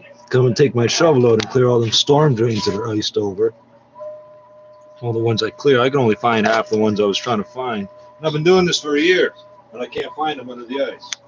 Is emblematic of the... So this is the worst time to not clear it and the best time to clear it because Monday, Tuesday, Wednesday, it might warm up enough to melt it. And if they're all covered over with ice, they just have huge puddles of salty ice water. And compounding the problem, too many drivers going too fast. Yeah, there's always that one guy, going as fast as they can, but then you see them farther down in the ditch. The OPP has responded to over 100 crashes in the past 12 hours on GTA highways. Silvio says the solution is simple. Just take your time, be careful, and watch everybody else and take your time. When there's snow, go slow. That's it, eh? We're expecting more snow late Sunday night, so Monday morning's commute could be a repeat. Reporting live in Oakville, Carl Hansky, 680 News. 680 News time, 8:05. Just over a year after announcing they would step back as senior royals and work to become financially independent, confirmation this morning from Buckingham Palace that the Duke and Duchess of Sussex will indeed not return as working members of the royal family. 680's Jamie Pulver is here live with what this latest announcement means for Prince Harry and Meghan. Jamie, Catherine, Harry and Meghan seeking their independence. Is that all these companies that say royal, like stepping back as senior royals? Look, the Royal Sponge Company. This plan to review the Do situation. they like work there or something? Like, what's the deal? Made, they're not going back. In a statement from Buckingham Palace, the Queen confirms that the Duke and Duchess of Sussex will not continue with the responsibilities and the duties that come with a life of public service. Prince Harry and Meghan will return their honorary military appointments and royal patronages. They're set to be redistributed among other working members of the royal family. Some insight from Sky News royal correspondent Rhiannon Mills. I think this shows today that divide between the Sussexes and the royal family in terms of how they saw any potential future role, that has gone. That is over. Now, the news coming out before that tell-all primetime special, Harry and Meghan sitting down with Oprah Winfrey on 60 Minutes on CBS, set to air March 7th. The couple just announcing that Meghan is pregnant with their second child. Reporting live, Jamie Pulver, 680 News. 680 News time, 8:07. City Council's approved its 2021 spending plan after a marathon 9-hour meeting that included one unusual moment. 680. Council also approving a residential tax increase of 0.7%, the lowest in 8 years. And just when we thought we'd seen everything during a virtual council meeting, Councillor Paula Fletcher gets called out near the end for voting while driving. Texting and driving, it's ill.